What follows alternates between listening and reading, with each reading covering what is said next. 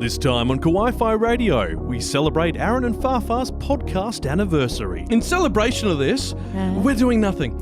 Yay! But We're getting cake. we look at a few gems from the back catalogue. Deep down, we all knew we were giraffes. You see, I was the giraffe all along. Neck battle. And the team show off their maturity. What is done to celebrate an important event? They draw an animated version of the Google logo, which they refer to as a Google Doodle. Do we need to censor that? Oh, but it's so giggly worthy. He said it again. He said doodle. It's over 9,000! Configure the language logic interface for Japanese. Kawaii-Fi. Kawaii-Fi.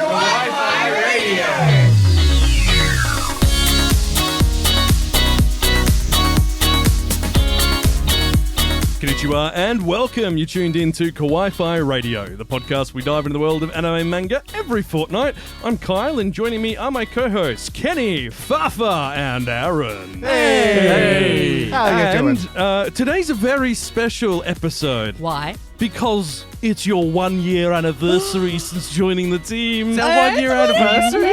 Oh my god, I have to take you out for dinner. Romantic candles. Let's get some. Let's go out and get burgers.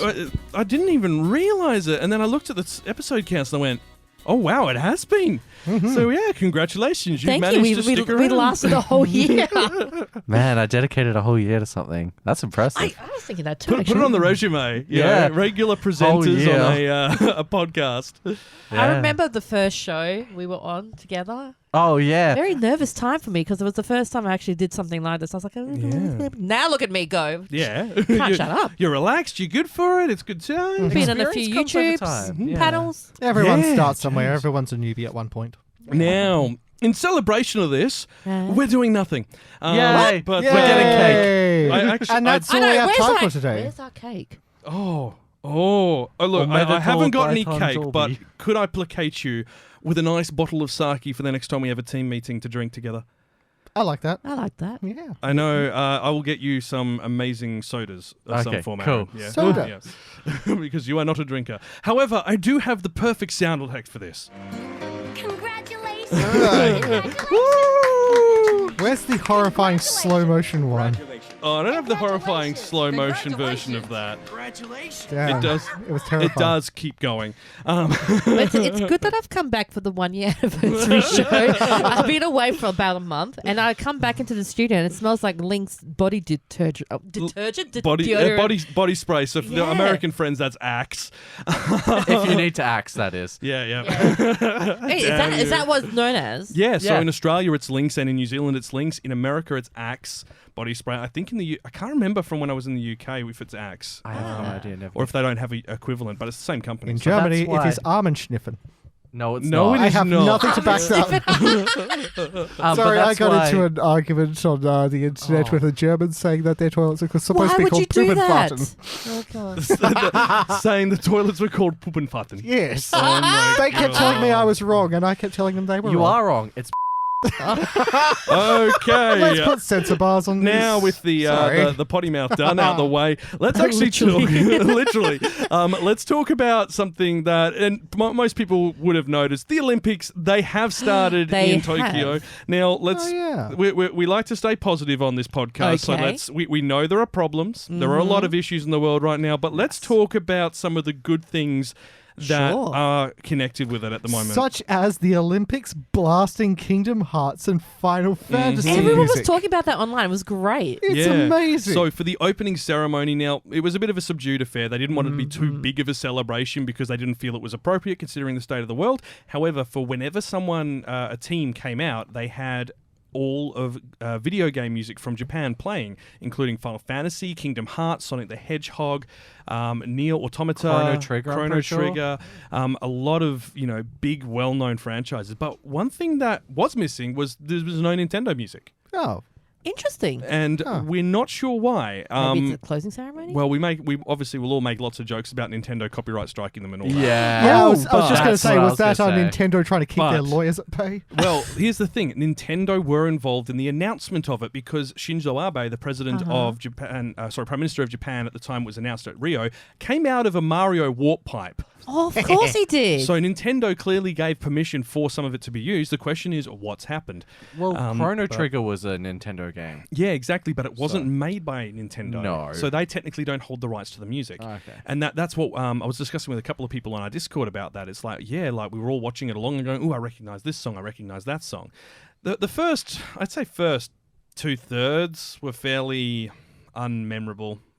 That's a bit sad. Yeah, it felt a bit drab. But then they had this epic drone display where they basically turned the Olympic symbol using, I think it was 1,600 drones or so in the sky. Yeah. They turned it from the Olympic logo into the world, and they all lit up and used their lights and all that, and it was a 3D globe, and they showed aerial shots of it spinning around, which was cool. Very beautiful. And then the real Japanese fun happened. Oh, no. Because they started with their pictograms. Now, pictograms are the little great. designs that they use for explaining what the sports are. Like the little logos? Yeah. So it started in the 1964 Japanese Olympics, and it became a consistent thing for them because their logo... Really? It was them that started The it? Japanese started it. So and every country since has done their own little designs and copied on The from idea being is that even if the what's being shown isn't in your native language, the icon will help you know what you're watching.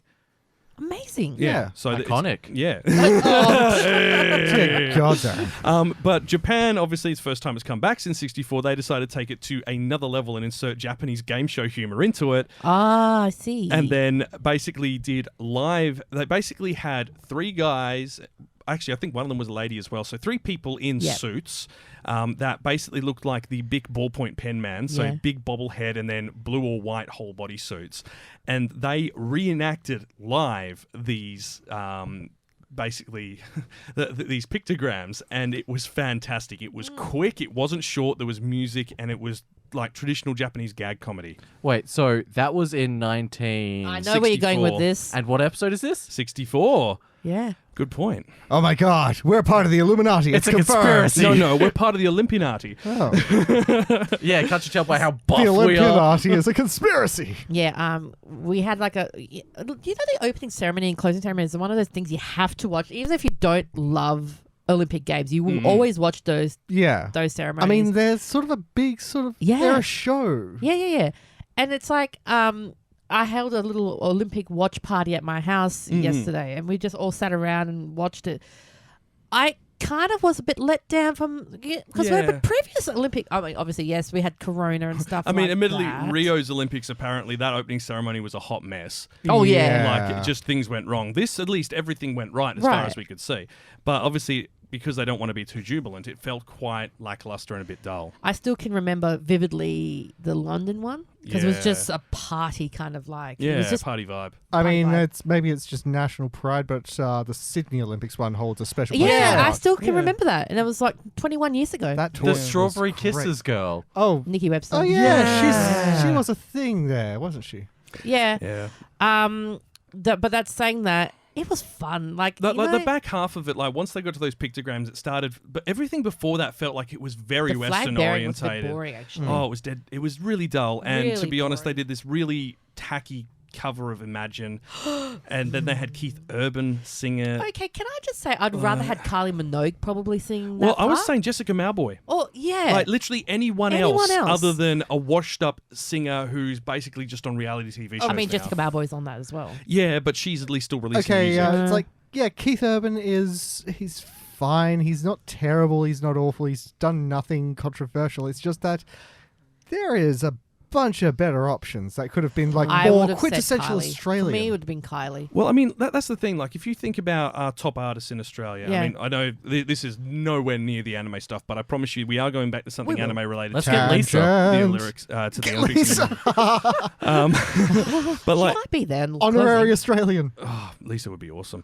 But we have there's Kylie Minogue, Yeah. Jessica Mauboy, Guy Sebastian, all Delta have had Goodrem. Delta Goodrem, all have had. That's 4 people already who have had massive international careers and have toured Japan in the last 5 years. Yes. Why would you go with Keith Urban. They Keith could Urban, afford who him. hasn't done an international tour in over a decade? Because he hasn't done an international tour in over a decade. Well, he It's didn't his get turn. he didn't get to leave Australia to do it. He did it. It's basically they had like a He's in person. Sydney. Did they get him on Yeah. like the screen in the Yeah. Olympic Yeah, Stadium literal- and make him do a Zoom? No, they pre-recorded Yeah. the part. Like, But basically, he's Yeah. not wrong. It's what they did. So Yeah. they pre-recorded their parts. But it just like it felt like such a rubbish decision. Everything up until that point. I mean, I understand that Imagine does have a connection for the Japanese people because Yoko Ono was co-writing on it with John Fair. Lennon, and that's fair enough.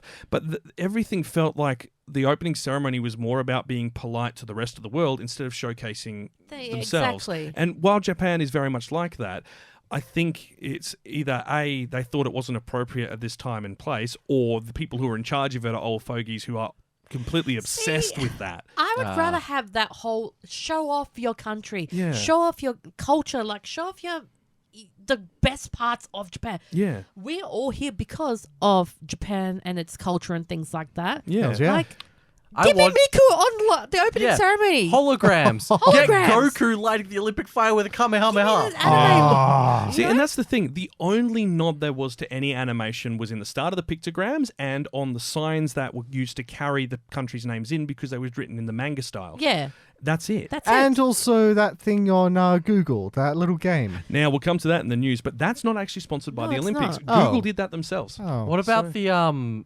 icons of each country you showed us? Yeah, that's not done officially by the Olympic Committee either. Oh. And that's what I wanted to bring up. There Yeah. is anime characters who have been created based on the flags of countries around the world. Now, they were meant to have all 250 of them for the Olympics. They are nowhere near it. They're probably at about 90.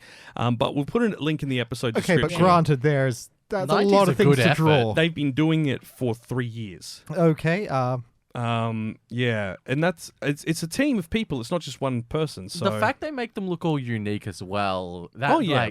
Because if you're going to punch out that many things, it's going to take a while. And yeah. to make them look unique as well. and they look really cool, and like They the are. display for them looks like a pick your fighter screen from a classic fighting does. game. The only thing I do find frustrating is they're having stadium events still, and they're having full stadiums, but they could not have 50% capacity in the Olympic one. Well, look, I mean, the Olympics in Japan, they're not technically having full stadium events at the moment because they're still in a sub-state of emergency. They There was called the it baseball ones at full capacity and things like that. it depends where they are in Tokyo itself. Yeah. Tokyo is out of all regions still on the highest lockdown level. Okay. So they had a national state of emergency, and then they went to what they referred to as a quasi state of emergency. Other areas have come out of that. Tokyo has not. So that's why Tokyo had the restrictions in place. But yeah, look, thinking on the more positive side, they at least at the end of it got to showcase some of their comedy and gag humor. The cauldron on top of Mount Fuji, that was just dope. Wow. But Yeah, as the ever, Olympic torch on top of like a model Mount Fuji. They didn't actually put the thing on Fuji. And Naomi Osaka lighting the cauldron. Yes, that was great. now, I didn't want to watch the Australian commentary for this. So how did you watch it then? I turned on my VPN and I tuned into the BBC. I see. Now, this was quite a different experience. Firstly, they had a lot more cultural information than Australian broadcasters had, or at least that they used more of it than broadcasters used. So the Olympic torches, for instance, they are made of recycled metal from the Fukushima temporary housing that's since been deconstructed after the Fukushima disaster. Every single person who was involved in the ceremony received a bouquet of sunflowers traditionally grown in Fukushima. The shape of the torch is the sakura blossom from the top, and I think there's some connection with Fukushima having a street there that was originally like a popular tourist destination for the sakura blossom as well. But I don't think that was the main reason it was chosen as a design. It's just very fitting for Japan. You have a look at throughout the whole thing, there's a lot to do with honouring Fukushima. In the speeches, a lot of talk about the fact that they got the nomination 2 years prior and then that hit, and they needed something for their people to look forward to. That's really great. Yeah, so, but I mean, we say that the Japanese people aren't too happy the Olympics are taking place. There were more people protesting outside the what do you call it, the stadium than were inside it. So that's a bit of an awkward I situation. mean, I for can them. kind of see things from that point of view as look, well. I Yeah. completely see where they're coming from. I think, it's incredibly irresponsible to be holding it. And Japan, let's be honest, is not getting any money really out of this. The broadcast rights go straight to the Olympic Committee and all that. In their case, at least, they can reuse all the facilities in 3 years' time. Which they will.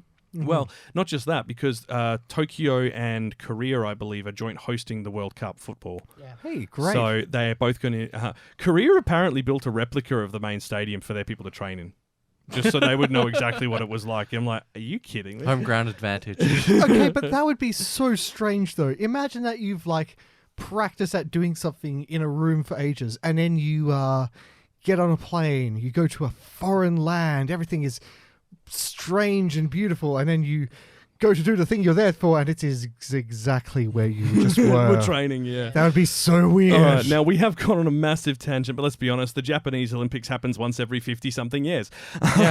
So Also, far, give or take. come on, give 50 years. 47 Congratulations, Brisbane, by the way, for getting the Olympics in Yeah, Brisbane's gotten the Olympics, so is it 2034? something like Something that. like that? Can't believe the icon animal for that's going to be the bin chicken. I know. What? Yeah, Oh, they're you didn't using hear the that? Australian ibis No, I haven't. as the icon for the Brisbane Olympics.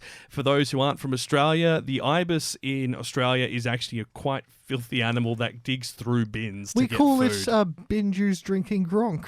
Bin chicken. Which is a huge fall from grace from its Egyptian. Yeah. Egyptian heritage of being a holy bird. But look, we have well and truly digressed. I think I'll just wait the tangent time sticker over this entire segment. Just like flashes. Da, da, da. Well, it's pretty much what it does.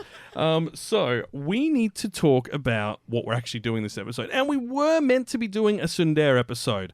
But we now have a very special guest we'd like to actually speak on that topic.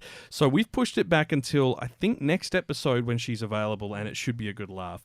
So instead, well, it's winter here in Australia, and that means it's time for a hot pot. Yes. So we're going to do an Anime Hotpot episode instead. We've each picked a show that we want to talk about. They are from varying times throughout anime history, and they're all a variety of different things. So jump in your TARDIS. Here we go. Yes. I was going to say DeLorean, yeah. When this TARDIS hits 88 miles per hour. Yeah. If somehow you have enjoyed our random ranting so far, hit that subscribe button. Hey. They probably do. That's why they're here. Yeah, exactly. If you've gotten this far, jeez. Press it again. Join the No, Kawaii-Fi. wait, don't. Don't press it again. You'll unsubscribe. Yeah, if you've hit it once, please don't hit it again. We appreciate you Smash hitting the it like once. button instead. And if you have hit it again, please press it again one more time. Just keep pressing it until Make it sure says you subscribe. subscribe. Okay. So look, if you are enjoying what you're hearing, consider joining the Kawaii-Fi community as well. We also are releasing monthly anime videos on our YouTube channel too. The most recent one, what did I do it on? It was on Wonder Egg. Yes. And the next one I'm doing is going to be on Godzilla Singular Point. Gojira? Which you should definitely check out on Netflix if you haven't already. It is a great series. Fantastic animation. Now, you can find all the links for that in the episode description below, and if you do want to support the channel, we have a Patreon as well, but as we always say, more on that later. There's still plenty to talk about, but first, let's talk about what we've been watching. I have no idea how old I am or where I came from. Daddy, ohio. Hang time! I gotta go! I have to know. Hooray, I did the thing. Oni-chan, nani wo miru? What we're watching. Not a lot, really. How about you guys? Not as much as I'd like, actually. It's we've mentioned this, but this year has just been bedlam for all four of us, I'm pretty sure. And I think we can say as well the same for Kira Lee, because that's something we should mention. Kira Lee is going to be joining us a lot more regularly. So we've had her on twice already, but that can go in the anime news. But let's talk about what we have been watching the past fortnight. Now, Kenny, we'll come to you last because yours is quite interesting, and it's not a watch, it's a manga, which is becoming more common for this. So, I know. Aaron, Yes. what have you been watching? Tsukimichi Moonlit Fantasy. You what? What? That's a mouthful. So, Tsukimichi Moonlit Fantasy. What on earth is this about, and is it an isekai? It's kind of an isekai. Like, the dude is the descendant of these two people who come from another world, and then he gets taken to that other world, and he meets with the goddess there, and she kind of poo-poos him because he's ugly. Oh. What the heck? Yeah. She's like, you are too ugly. And I'm like, That is rude. he's average looking. It's like, you are too ugly to be a hero. Goodbye. Well, basically, yeah. She's like, you can speak all of the monster languages, but you can't speak human. Oh. So she's completely isolated him from humans because she thinks he's too ugly to be a human. That's That awful. is Which so- makes sense in episode 3 because As you do with a twist. yeah, he goes to the town and they're all really pretty. Oh. So it's this the like a goddess has beauty eugenics thing? standards. Oh, God. Well, basically, it's God-fueled eugenics. Yeah. Don't know how many times I said God then. Good. Okay, so what's the actual plot? So he gets taken to this other world, and he's trying to find out what he needs to do. So the basic plot is he's trying to find the path that his parents went down, walk that so that he can get back to Earth because the planet needs him, which is why they took him back. Okay, so I'm assuming there's like a big disaster unfurling or something. They haven't really explicitly said yet. Okay. There's no real definition of what the problem is, just that he needs to be there. Okay. Where can you watch it? Well, where have you been watching it? Funny? Yeah, Funimation. Okay, so probably Yeah. Funimation worldwide. Then animation is good? Animation's great. There's like they've done unique things for all the races. Like there's spider people, there's orcs, there's a dragon, is there goblins yet? There's lizard people. Oh, okay, so everything that we have in Slime. Got it. Are we No talking... goblins, no goblins. No goblins. Yeah. Are we talking orcs as in sort of like the Tusky green teeth people, or are we talking the superior pork race? We're talking the superior pork race. Yes! But the Love the orcish porks. women are so cute and soft and just sweet looking. Like you meet Aw. one called Emma and she's such a darling. She teaches him how to survive in this world. No. And I also have another cute Emma I know of, yes. It's Studio C2C, which I don't actually really recognize them. I know they've done other stuff CyberConnect before. 2? No.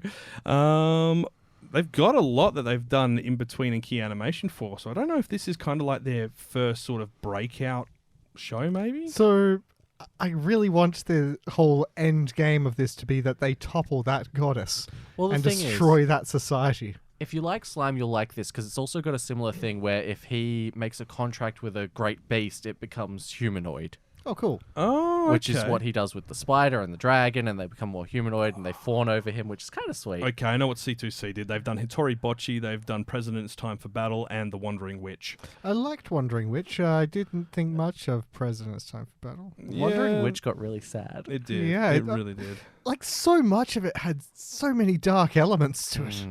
Okay, well, look, that's all good and well. Now, Well- Lady Farfar, Hello. I suspect I know exactly what you've been watching, and I suspect it might be a little bit idly. A little bit idly, What- very idly. I'm sure you love it. Does it have Oh, Does I it have do. the acronym of LL at the beginning of it? Definitely does. It's Tell us. Helsing, isn't it? You got it. No. No. Tell us it- about Love Live, latest edition. Hello, Love Live Superstar. Hello. It is. Oh, hello. So this is okay. So I heard you guys talking about it in the last episode, and it was very funny listening to you guys trying to figure. Wait, what? Is it just like Fate? No, it's not like. Well, actually, Is it? no, it's not. It's not. It's Have you all in the seen same Fate? universe, really. Except for Nijigas. The spin-off series. spin-off series, yeah. So the spin-off series isn't included. It's separate. Yeah, so it basically is kind of like it's real life, if that makes sense. Like that, Love Live Sunshine isn't, or this Love Live universe is not actually connected. It's complicated. Essentially, Love Live the Love Live universe, if you will, is Love within Live Cinematic Universe. the Love Live multimedia universe. Yeah. Is essentially in its own pocket dimension where the ability to become a pop star and idol is a lot easier than it would be in real terms. That's probably the easiest way to do it. Whereas the spin-off series is set more in a grounded real world. There are more difficulty struggles, more realistic struggles. Yeah. Ballet battles? See, okay, so let me just like with the formula of Love Live, it generally goes either the school's in trouble or there's a conflict. The girls have to become a Love Live group, and that's what basically is. This And their club has to get one more member or it'll be shut down. pretty much that's the basic formula for Love Live. The spin-off is more for case of the girls becoming idols on their own merit and their own right and things like that. So it's not them becoming a group. Because so there's the difference there. They became idols and they end up grouping together later, sort As of friends thing. and stuff Yeah. like that. So They that's join forces against the common enemy. Well, Yeah. it sounds That a lot like goddess. Power Rangers. And it's also got a bit more different animation style and stuff like that as well. But Yeah. Now, admittedly, that's because it was done by a different studio. Yes. For the spin-off. Now, Love Live Superstar, how does it hold up so far compared to, say, the last two? Okay, so with the last two series, it was based around 9 girls, and they're different year levels. So they have the first years, the second years, the third years. That was the general formula. This is completely different. This is all of them are in the first year, so all starting together. Okay. And that's in saying that though, 2 of the girls are in one side of the school, which is like the real arty performance side of the school, and then there's the general side. So there's a 2. That's how they separate. That's how they separate it. But they're all first years, and there's only 5 girls this time, as opposed to the traditional 9-girl unit. I think I'm kind of okay with that. Lesser characters means more development. Yeah, and this is what we're kind of like, okay, with the Nijigasuki or whatever, I hate calling it that because I don't really care about that one. It's not real Love Live. Moving on. Yeah. It's not terrible canon. as that sounds. This one really intrigued me because of the fact that it had the 5-girl concept and it all first years. And I just watched that first episode and I was like, I'm falling in love with Love Live again. This is what I wanted from a Love Live series. That's how I felt when I first watched Sunshine and how I felt. I was going to say, because we were saying, like, after Sunshine and then this spin-off series came up, a lot of people were disappointed and felt disconnected from the franchise because they're like, if this is the direction it's going in, I'm not interested. It's got its fans. It's got its popularity. It's a good, like, if I didn't think of it as Love Live, I would enjoy it. And I kind of went back and watched it. I was like, well, okay, if I don't put the whole Love Live spin on it, then I will enjoy it. But this one feels like it's cool Love Live. Yeah. What I love about it is I've been to these places in Tokyo. So it's based in Harajuku, all that location area, and so the places where they go to and stuff like that. So it really feels very connected, unlike the other. So this might start up a few more of those anime 100%. This will definitely, when travel is open again, we'll see a lot more Love Live fans in Harajuku and stuff like that. Which is great. Yeah. Yeah, and the other thing is they got a character that's from China. Yeah. Yes, so that's a little bit different. I mean, it's that just don't read the comments section regarding that because there are a lot of silly people being very silly about it. Yeah, and I really like that character because, like, the token character, like the first season they had the one from Russia. Base, and then last one was American Italian, which was obviously. So is it just consistent in Love Live that one of their? You have to have a foreigner character in the show. That explains why they went to Italy. That's kind of a trope, but Mari's family, I get that. Yeah. Yes. Mario.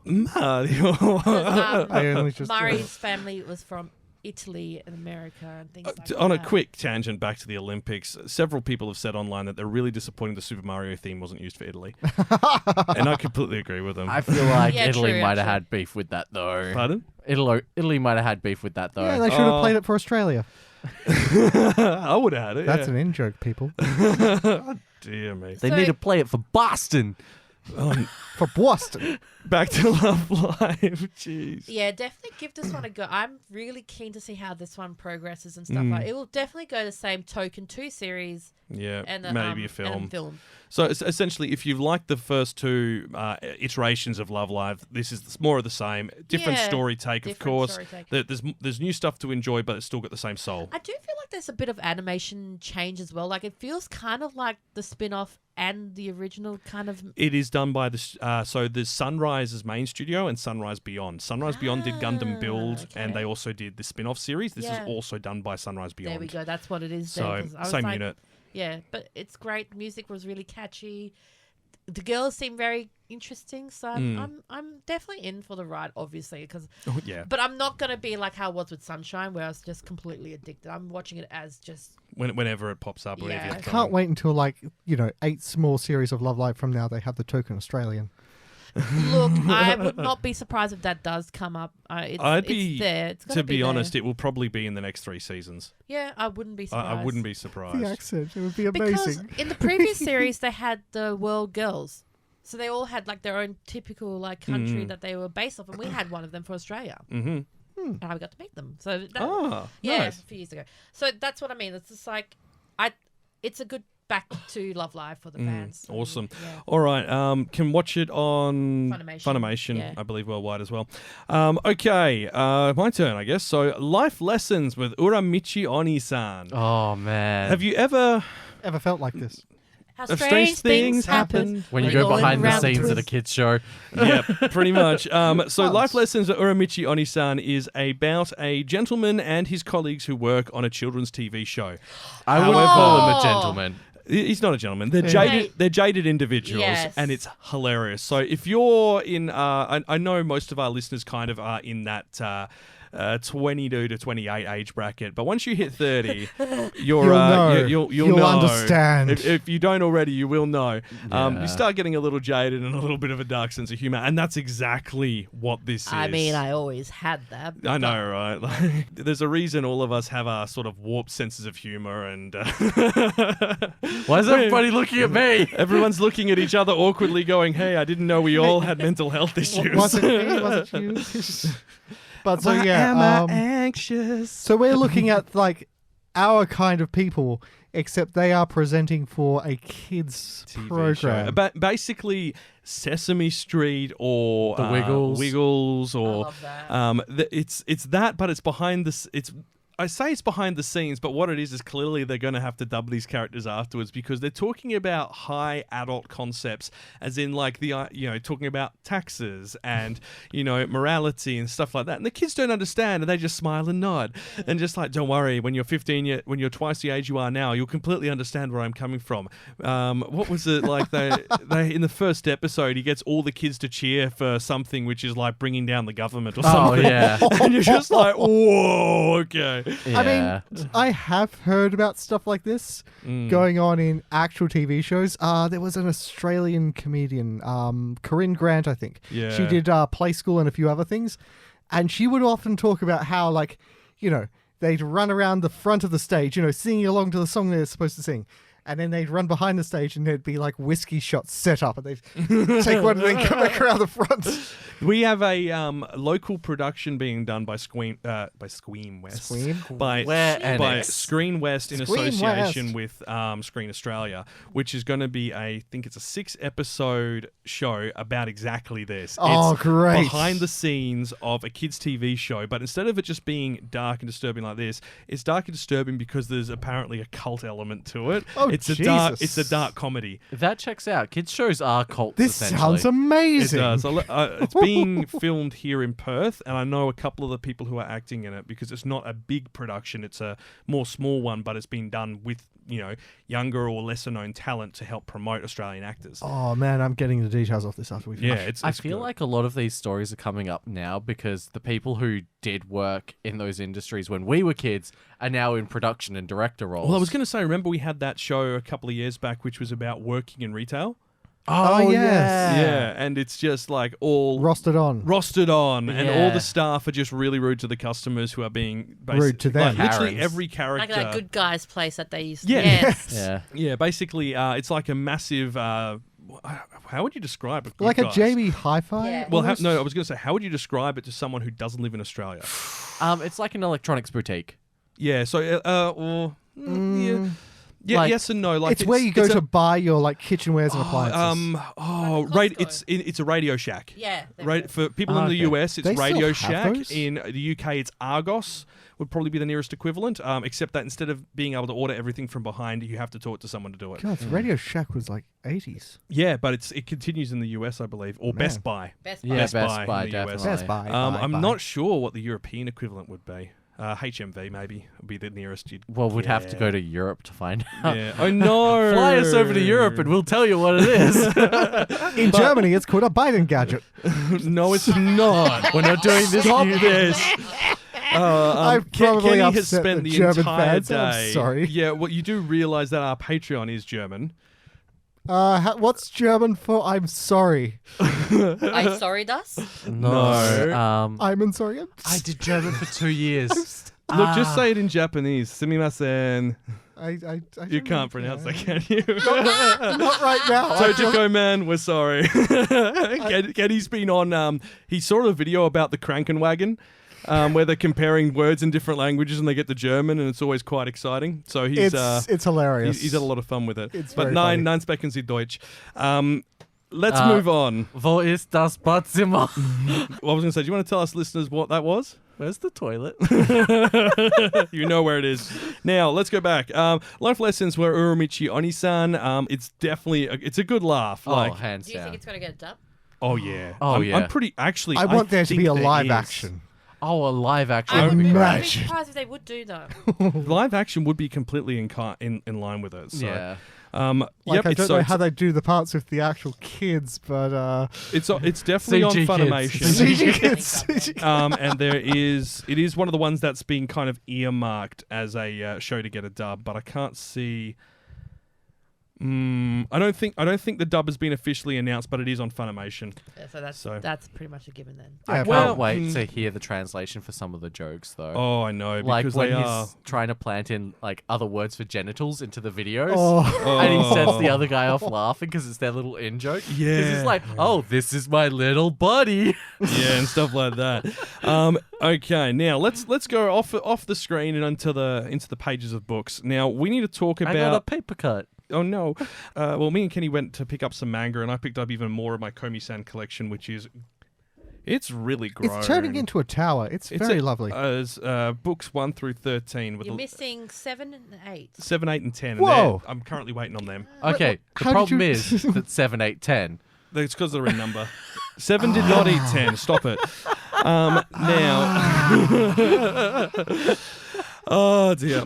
Moving right along, when we were there, Kenny was browsing through the manga shelves, and he came across something that looked just stunning. Yeah, it's here's the thing, I don't buy manga. Like, a lot of the books on my shelves are just things that people have given to me. I've got as presents, secondhand kind of stuff. Or art books and so on, yeah. Exactly. So this is kind of the first manga I've ever bought. You usually buy manga. No. Stop. Let us actually finish this damn Back episode. to the Shadow Realm with you. Kind of just saw this completely out the corner of my eye. Decided that the art inside looked great, that the story on the back sounded wonderful, and the cover art was just adorable. What is it? It's called Witch Hat Atelier. Okay, what's it about? Okay, so young girl, she lives out in the sticks. It's like a very kind of fantasy setting, and she's just a tailor.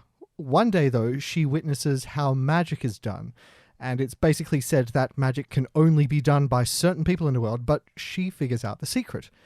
And so she casts a spell, and something terrible happens to her home, to her family. We're And not talking like Full Metal Alchemist-y.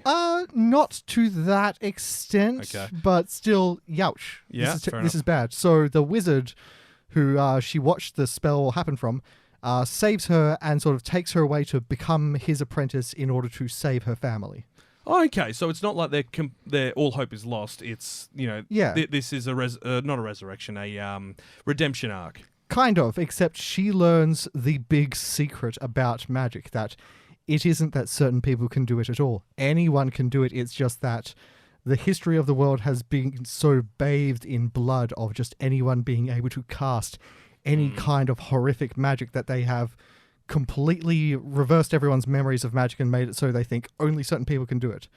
And so she is the only person really aware of the secret and who has maintained her memories. Oh, And that's pretty cool. she's on How the... did you get all of that from one read? It's a great book. It's like a standard manga so How far. is it that thin? It damn. looks so thick. It wasn't, honestly. Wow, okay. And I am definitely collecting the rest of this. And gods, I hope this gets picked up by a studio.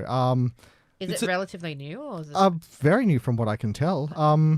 It's kind of a weird mix between like Studio Ghibli and Ancient Magus Bride. Oh, Which okay. So is this an has anime I been rather being love. released since 2016, as it turns out. No way. It's a monthly series though, so it's been published by Kodansha, monthly Morning 2 magazine for seinen audiences in Japan, and there are 9 volumes. So I mean, I'd love it if someone like Cloverworks would pick it up and then do one great season and then screw it up. there's a spin-off. I'll pick it up. There's a spin-off. It's called Witch Hat Kitchen. I'm intrigued. Tell me more. I think it's a comedy Is it a slice of life. cookbook? Does any of this very have to do with the sorting hat? No, No. no, the Sorting Hat's not involved. But it's which hat? It's Yeah, is it no, his no, cousin? no. A witch hat is in a wizard's hat. WITCH. It's like a pointy hat. You know that someone's a wizard if they wear the pointy hat. But which is which? That's terrible.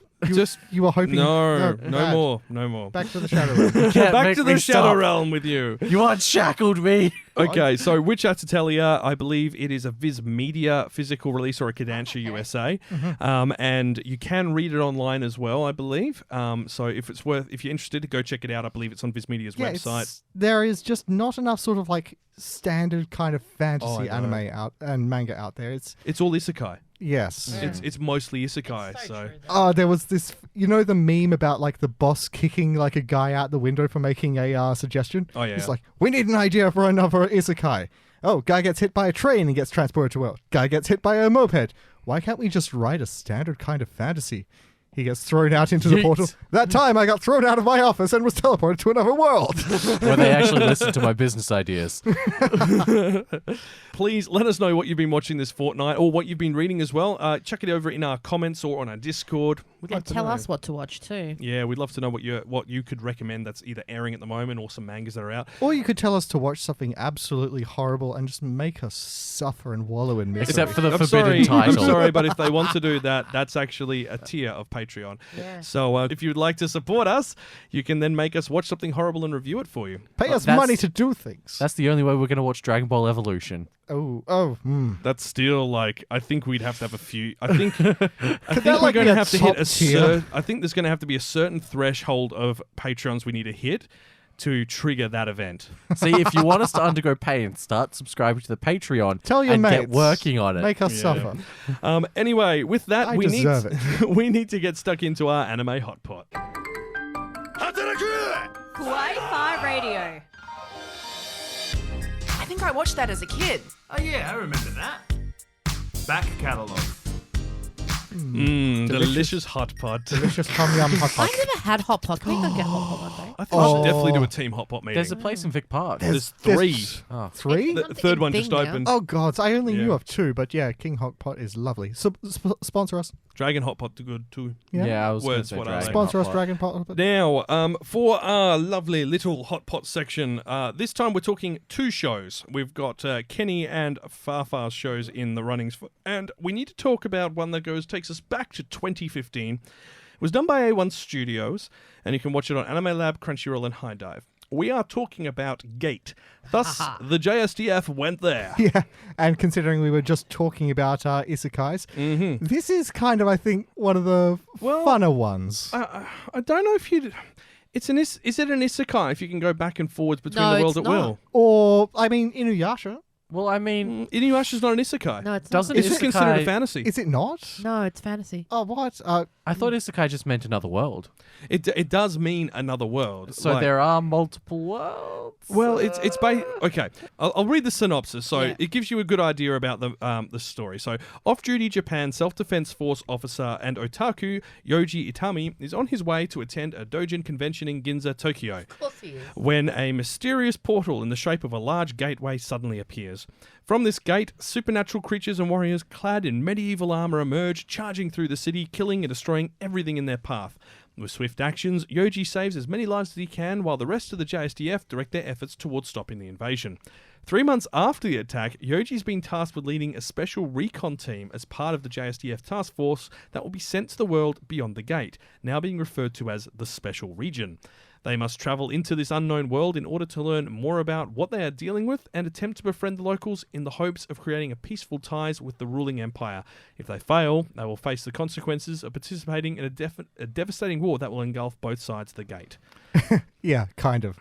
Yeah, no. See, that whole thing about the magical creatures invading their world, that's kind of resolved fairly quickly because they are fleshy dragons and orcs wearing tin armor and having swords and spears and stuff against people with firearms and tanks. They get smoked. But yet they seem to be on par with each other. That's the thing. Well, kind it's of- because it was more of a surprise attack. It was like the Yeah. gate just appears in the middle of the city. Think of your city center of whichever city you live in, and then imagine that in in the middle of the main central road. So in our case, St. George's Terrace. Imagine it, St. No, George's Terrace. The cactus. Or at the cactus. Or at the cactus. Actually, that's perfect, yeah. At We've got an Forest Chase. We've got an area called Forest Chase. Right in the centre of right the in the city. centre of the city, opposite the train station. It's got this art piece, which everyone refers to as the cactus. It's this hideous. green modern art thing.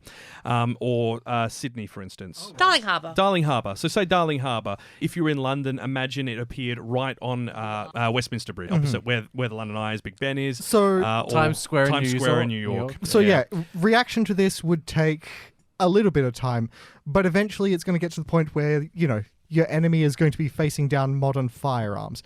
And so, in the anime, when the Japanese Defense Force go through the gate in their tanks and armored vehicles, and there is an enemy force waiting on the other side, oh bugger. They establish a beachhead very easily. They establish a very easy beachhead. The enemy can't even get close to them because they are completely taken aback by the modern firearm and have no concept of it. They think it's a form of magic. They do. And they're trying to then decrypt it and go, what can we use against it?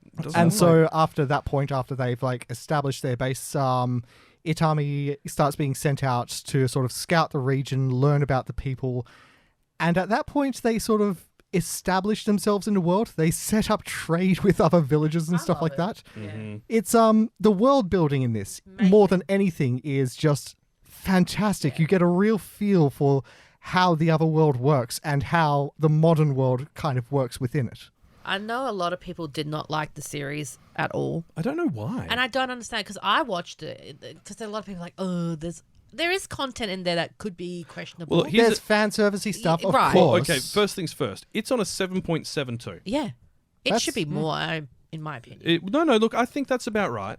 I think that's about right. There is some stuff in there which is not going to please everyone. Okay. Therefore, based on it, if everyone's voting on it, that means that a lot of people did like it. Anything in and around the 7 range is pretty reasonable as far as anime goes. Like, I remember from when I tried to go through my anime list to try to find the worst manually instead of just going to the end.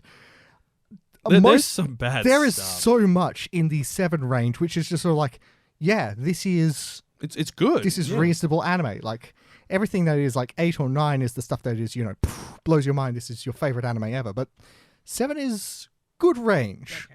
So people have criticized this, and I can see where they might have a problem with it. I can see it too. But if nothing else, this is Now- one of my guilty pleasures. Yeah. Now, one thing we do have to point out, this is not a family-friendly one. It is rated R, but that's due to the violence and profanity of language. There are some other questionable things, but they have not been rated high enough to be a problem. So if you remove the violence, it would be considered a PG series. Honestly, I'd put it on the same rating as like Sword Art Online for like violence and content. I would have actually said this is not as bad as Sword Art Online. Oh yeah, like I would have said Sword Art Online's much worse. some of the Sword Art Online has some more difficult themes to handle. Yeah. I think. Oh, yeah. Yeah. bloody but look, confronting villains. So this series basically follows them after they've gone into the gate. This all what that I've mentioned has happened in the first episode. But the reason that this is such an interesting concept is that because of the agreement at the end of World War II, the JSDF is technically not allowed to leave Japan. So they're allowed to be within Japanese waters to defend Japan, the Japanese Self-Defense Force. They don't have a standing army like America or anywhere else where they can send them to other countries. And so in the anime, the Don't technicality. they have that now though? They've only recently, in the past 18 months, changed the rules on that. I And even see. then, it's still pretty restricted. And so in the anime, it's sort of like the rule is that the gateway to the other world, it's in their country, and so that counts as Japanese territory. That's why it's the special area. Yeah. So there's 2 seasons of it, but it's just technically 24 episodes. They just did it as a split core, but everyone refers to it as the second season. The second season just continues after that. You will see things like people fighting against dragons. You will see helicopters assaulting a medieval fortress while playing Ride of the Valkyries. It is glorious. It's very self-aware in a good way in some places. What I like about this one is its dub is done by Sentai as well. Oh yeah, Yeah. I haven't actually seen the dub It's yet. a Sentai Filmworks dub, and it's really good. Because they pulled some funny actors as well as their own Sentai actors. That's Yeah. good. I mean, it's got And it's the first one I think that A1 Pictures has with the Sentai dub. So that's what I was like. Really? This is interesting. Yeah. Like, there's a lot of interesting people. Like David Wald does the main character. Yep. Brittany Karbowski She's does a lot of the funny Lila. and Sentai. Yeah. There's Juliet Simmons. She's a Sentai. Oh, yep, cool.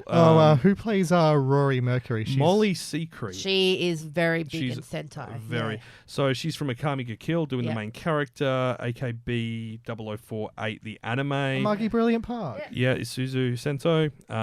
Like she's done a lot of characters. She's one of Oh, Sentai's Fate. biggest dub actors. Magical Sapphire. I think that's literally like a supporting sort of thing in Fate. Oh yeah, that's Yeah. Fake Fake Khalid. Khalid Ilya. Yeah, that's the wand actually. She is in Girls in Panzer. Girls in Panzer. A lot of them are mixed. That though, anime that is one. silly, and I need to watch it I again. know, right?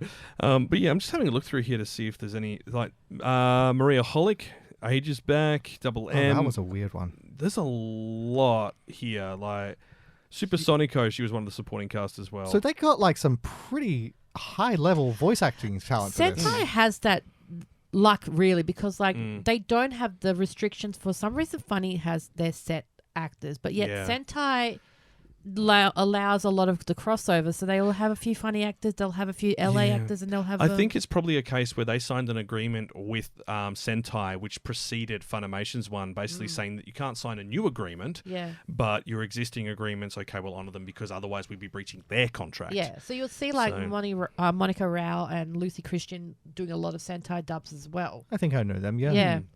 But yeah, look, it's definitely worth checking out. You can catch Gate on Anime Lab, Crunchyroll, and High Dive. I think Funimation, it doesn't actually have it. No, they internationally. don't. It's because it's Yeah, Sentai. I've been catching it on Anime Lab. Anime Lab. I yep. watch it on High Dive. Yeah, What the best thing about this show is the opening though. that Oh, opening it's is such a banger. What a great opening. We'd play it, but YouTube would smite us. Yeah. We're not going to play it. That's too difficult right now. Because I love Rory so much in that show. I I mean, Rory is a character who will be problematic for some viewers. Oh yeah. But as you know, as far as like storytelling goes, you're going to get a character who behaves like that if you start playing around in a fantasy setting and Right. talking She's about kind of gods like the death. what's that trope? The sort of the ageless vampire loli thing. Yeah. Yeah. She is tiny and young, but in actual fact, she's 900 years old, as the thing goes. And she is a murderous little machine. You go to a con, you'll see her cosplayed quite often. You will. You do. The hardest part about that would probably be the axe. No, you'd be surprised. A lot of people walk around with that axe. I've seen it. Yeah. People are selling it actually at like Yeah, booths it's and there's stuff. a group of 3 sort of like female side characters from the magical world who You don't become really notice them. permanent characters. Yeah, but like I said, Rory is that. If you think Rory, you think gay. Yeah, pretty Yeah. much. See, I always think of Princess Pina Colada. Ah, yeah, true. True. Yeah, So- she sort of represents the enemy faction, and she becomes she's embroiled in She's their... not the enemy faction. She's the princess of the kingdom, but she doesn't agree with the kingdom's actions. But she sets up a female knight brigade, and they're all named after different types of alcohol. So there's one called Beefeater. What was the other one? Hennessy. Hennessy, and so on. It's just great. Do you suppose that's where part of the rating comes in? It's just like, these people are named after alcohol. Think of the children. Actually, one of them's name's Bozes, as in like booze. Oh, I thought you meant as in the guy who runs Amazon. No, not that guy. The guy that went to space. Guy with the rocket shaped like a giant... Yeah. Like a Bleep. giant rocket shape. Anyway, like a rocket. let's move on and talk about Farfar's interesting edition. Now, this is a 2018 series by Kinema Citrus. What? And I was not expecting to be as interested in this as I am now because I thought this was just an idol anime. It is not an idol anime. Absolutely not. And this is so we're talking about review Starlight. Now, what people think is, it's idle, Yeah. because it's Bushiroad, and it is absolutely not. It is stage. So the typical Japan, you always have like the different breakaways and stuff like that. Because recently they had the DJs and stuff like that. God, Oh, yeah. D4DJ. D4DJ. Yeah. To be fair, I mean, you see the amount of animes that are turned into stage play there. I was almost, I should have expected there to be an anime about stagecraft. Right. So this one is really interesting in the sense that it is like you have like this internal monologues and like the character building. Almost Shonen X. Well, actually, it kind of is really. It's shonens, but it's basically these I have to count the girls, but there's like about 7 girls, I think it is, who are fighting internally with each other to get the top spot. So it's sorry. I don't know what's going on with your mic. It seems to be clicking a Never bit. normally does that. No, it doesn't. I might have to check all the cables after this week. We've had the desk outside honestly, of the this studio never for a happened. change. So. I'll read the plot because it'll just make more sense. Yeah, yeah. The way I explain it, you'll be like, what are It's you a, on it's about? a battle royale for the top spot on the stage Yes. to be in the limelight, except that it's not violent. Well, it's violent, but it's not like blood violent. Show violence. Showcase. Showcase. Showcase They're magical fighting. girls with magical weapons singing but and they're not stuff. magical girls. That's the difference. Oh, but they have transformation sequences. They're magical girls. Look, their transformation sequence is basically like Power Rangers. Here is my suit. I have put it on. No. Like, that's kind of it. I would say Oh, come on. That thing with the ribbons in the first episode? Yeah, that is homage to Euthena. I'd say that's homage to Sailor Moon. Well, Sailor No. Moon's homage to Euthena too. Yeah. Homage. Homage? Homage? You're all drunk. Homage. Anyway, yeah. what Okay. is Review Starlight about? Wait. So, if we look at this, are we reviewing a review of review? Yes. Yes, Okay. yes, we are. Just so we're clear. Just so we're clear. So there's it's about the 99 class, the girls in this group who are doing this play called Review Starlight. It's basically how the girls want to become. You actually have The to watch tragic it. tale of Tragic two tale. goddesses drawn Yes, together there we by go. the glow of the heavens. Yes, it's beautiful, absolutely beautiful when you actually when it comes up in the later episode. And so basically, the idea is that they are competing against each other to get this top spot of being the #1 stage actress, because it's a big thing. In the Well, they're part of a musical academy as well. So obviously, if you do well in the academy, you're going to do well in life. So yeah. You die in the academy, you die in real life. Well, I mean, yeah. So it centers around this character called Karen, because you can't say Karen. It's not Karen! Karen. How's it? Hey, Fafa. Yeah. How is it spelled? Well, it's spelled Karen. So Kare. Well, it's Ijo Karen. Karen would technically be her surname. Karen? No, because No. if it's Japanese... Ijo would go first. Karen. That's what I'm saying. That would be her surname. Karen is her first name. Oh, it's because they put it in the wrong bloody Yeah. order here. Is the final boss the manager? So Karen's it's her my surname. name with a K in front. I know. But it's Karen, but Japanese is always in Yeah, whereas double our notes are in duplets. the wrong Yeah, place. so Karen. Karen. Can you have a hard R on its own in So Japanese? Yeah, Karen is a Japanese No, name. the can you have so based on Japanese kanji and hiragana, can you have so you got ka, which Ka. we know. Is there I can't remember if there's an individual R or if it's Karen. Karen. Yeah, it's because it's RE, it's not R and There's then no EN. R, It's yeah. always a consonant first and the Yes. vowel afterwards, Yeah, unless yeah. it's on its own. Yeah. So Karen. Karen.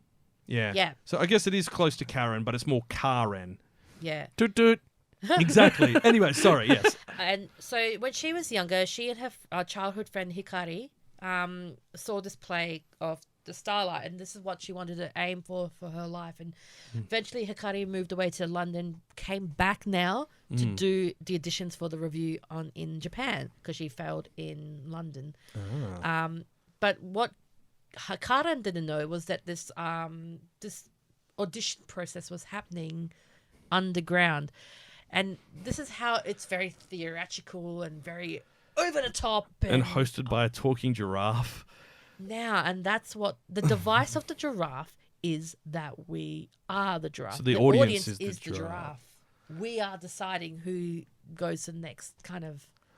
Okay. Deep down, we all knew we were giraffes. You see, I was the giraffe all along. Neck battle! I feel like I probably spoiled that but It's an important concept It's to a know. concept I would have you just have been to sitting know. there going, why the giraffe? and I did that first, and then I was like, "This is incredibly weird. I am here for this." And I remember just showing the boys just before. I was like, "Please just watch, like this fight this scene, fight yeah. scene, and please watch this transformation scene, because this is what will set you guys up to For the watch rest of the show, yeah. And it gets darker, and then you'll see the little twists and turns, because each episode is based on a different part, like a different stage kind of thing, to build up to like the final Yeah. battle. So this isn't The Nutcracker. So I was going to say, this. So just to clarify for those who are trying to follow along, so this is not a idol anime. This is using the animation style that you might be familiar with from anime stuff and other Bushiroad contexts, but it's about performance and stage. Yes. I guess you could say acting on stage, as if it feels like a dance performance is probably the most musical. I would say. Musical dance performance Yeah. is Do probably they I'd say like do they break out Princess into Tutu. song? Yes. Okay. So part of their performances I haven't is seen song. Princess Tutu. Oh, okay, it's very a ballet musical. oriented. Yeah. Operatic, perhaps. Right. So it was very based on Utena, because you see like the transformation was in Utena, the costumes that they're using. A very Utena, yeah. Magical girls. No, it's not magical girls. I'll fight you on this. It's Not. You're gonna go watch it and you're gonna see it and you'll be like, I'm sorry. Where's the magic, Kenny? They have magical weapons. No, they don't. Yes, They they, don't. do. No, they The girl don't. fires arrows like a machine gun, and it it doesn't starts have to be glowing on the magical. gem. That's light refraction. Gems do that. Revolutionary girl. Revolution. No. I wasn't saying that that's magical girl. I'm saying that. Yeah, but this- I'm saying this is what it is the takeoff of, because it's a very similar sort of design. Very element dramatic. and dramatic, and that's the whole concept. I've seen of it. so much for that old one, but I've never actually watched it. I used to I've have a watched bits poster of on it, my door. Very good, but it's very dark as well. And this is kind You of can like, watch it on on Amazon. Hey. Amazon have the rights for Utena. Oh, I might have to guess check what that I'm out. gonna be doing. But it's also on YouTube if you've got a VPN as well. Yeah. Hello, Nord. But sponsor us, North. It is one of those. It's typical Bushiroad. So it's Bushiroad Media. You're going to have the game. There is the mobile game that you can play of as course, well. yes. All of that. They have the stage plays with the voice actors as well. So it's a big Yeah. thing. It's So a massive thing. They have stage plays of this, which is already stage playing stage plays. But basically, because It's it's a reviewing the review of review. It's reviewing the basically, almost everything Bushiroad related ends up being a multimedia project with multiple facets. So That's Love fair. Live, this. Bushiroad's not Love Live though. No, but Yeah. similar sort of Similar things. concept, Like yeah. which was the other one Bang Bushiroad Dream. did? Bang Dream. That's right. Same thing where they've Oh, got yeah. like a game And version DJ of for DJ. it. They have a mobile sort of interactive thing. Yeah. They'll have concerts. They'll have live shows. They'll Yeah. have events and things that are meant to be part of the story. A YouTube channel. Like there's a lot. DJ for Lot. DJ. I don't know that one either. D4DJ DJ was Last year. Last year. Yeah. Okay. Last like- year or last season? I think it was early Early this this year. year. Early. It was first quarter this year. Yeah, Jeez, we're in the third quarter. because I was watching it Maybe. and I was like, it's funky. Yeah. It was different. Yeah, It's definitely It's different. I very liked Bang the Dream song. style. Yeah. Yeah, no, fair enough. But look, this is definitely one worth checking out. It's on High Dive Worldwide, Yes. and it's dubbed, isn't it? Yes. Yeah, and the dub was actually no, that's what we watched earlier. We And the watched dub the dub. was really good. But I Because think weren't they singing in Japanese? Yeah, they will never dub it in English. I'm really glad good they thing about- don't. I'm pretty Yeah. okay with that. I mean, a lot of lyrics from Japanese songs don't really translate into English anyway. Especially the pacing. I noticed that with Love Live and Bushiroad, they will flat out say no to Good. dubbing the music in English. Only show that I have seen them attempt to do that was Zombieland Saga. There's a YouTuber, Leon Lee, I think she's Yeah, called. Amanda Lee. Yeah. Yeah, she seems to get a lot of flack because people say, "Oh, you changed the lyrics." And so at one point, as an April Fool's thing a while ago, she released her just singing the opening theme to Sword Art Online, just pure from the lyrics, and yeah, it just wouldn't work. It No, didn't it- fit. it doesn't. And It so never she's will. just singing along saying, "See, that's why I don't do it like that." Yeah. See, now this is something that's. I mean, we've discussed this at have, length. yeah. Like, I flat out refuse I am to the be same. okay with Funimation dubbing openings and endings, and it's because that means that Funimation then get the money instead of the original artist, Yes. and that's a problem. That's rude. Yeah. Not only that, Funimation don't like not to rag on Funimation, but when they have done No, it, no, they go haven't. rag. No. When they've done it, they haven't actually hired singers. They've No, used the they- existing voice cast who are not trained to be singers. They're trained to be voice actors. It's Some a of different set them, of but- skills. Yeah. Yeah, Yeah. exactly. Some of them can sing. They're not usually the ones who end up getting to do the opening. No. No. So I'd rather them leave it in the traditional format just because it imparts the feeling and how you're meant to feel about the show. Yeah, it reminds me of like the first time I watched Oran High School Host I Club. was just about to Yeah. say Kiss, we kiss, talked about this my with love. Oren. Yeah, I watched And the off-key. original Yeah. in Japan. You were like- you were on key. They were not. Oh yeah, I was the same with Peach Girl as well. I love the Yeah. Peach Girl opening, but my God, they cannot sing that. It for- just sounds completely off. It's like hearing I got nothing to compare it to. It just sounds incorrect. See, I mean, I It's can the uncanny valley for ears. Exactly. See, I can understand what they did for Dragon Ball Z. Oh, They Dragon just made Ball their Z, own song, and then that was fine, and that's fair. That was great. Sailor Moon strangely worked, but the lyrics for Sailor Moon and the version that is English is completely different to the version that's Japanese. Yeah, no, it's very different. I never even considered that. The Japanese lyrics are nothing to do with Sailor Moon herself. It's Moonlit Fantasy or Moonlit Dream. Moonlit Dream or something like that. We talked about it a few episodes back, but it is not at all the same song. So you know what else was a great one? Beyblade. Beyblade. Let it rip. Oh, But Digimon wasn't that good though. Yeah, Digimon's opening wasn't great. And then what was the song they used for the Digimon movie? Oh, the Digi-Rap. No, Yeah. that is a forbidden subject. I love that song because it's so bad. See, like, I think it depends on the studio behind it. Like, if the studio knows that their plan is to release this as an international product, especially if they've got merchandise like Pokemon, Digimon, and so on, then they're going to prepare ahead of time and say, okay, we need to do a version that's appropriate for other languages. And that's why they sound good. Yeah, for TV. Yeah. It's why they sound good in other languages, because when they've created it, they've done it with that in mind. Yes. Also, it means they keep the lyrics a bit more simple because they want kids to sing along to it. Simple and clean. Yeah. Like Utada Hikaru. Now, this is why the Poke-Rap works in Japanese and English. Oh.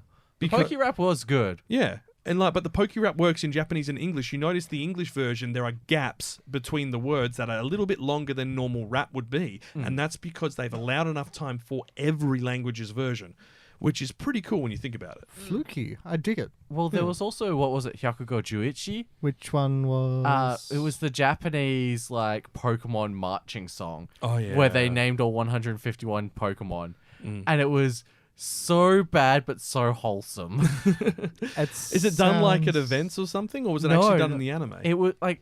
It was, I don't even know if it was done in the anime, but the internet took it many years ago and made a very terrible, like... They took the tune of it and what it sounded like, and then they just made an animation to go with it, because there's like a part where it's like drunken Yoda donuts something. Okay. Yeah, it's hilarious.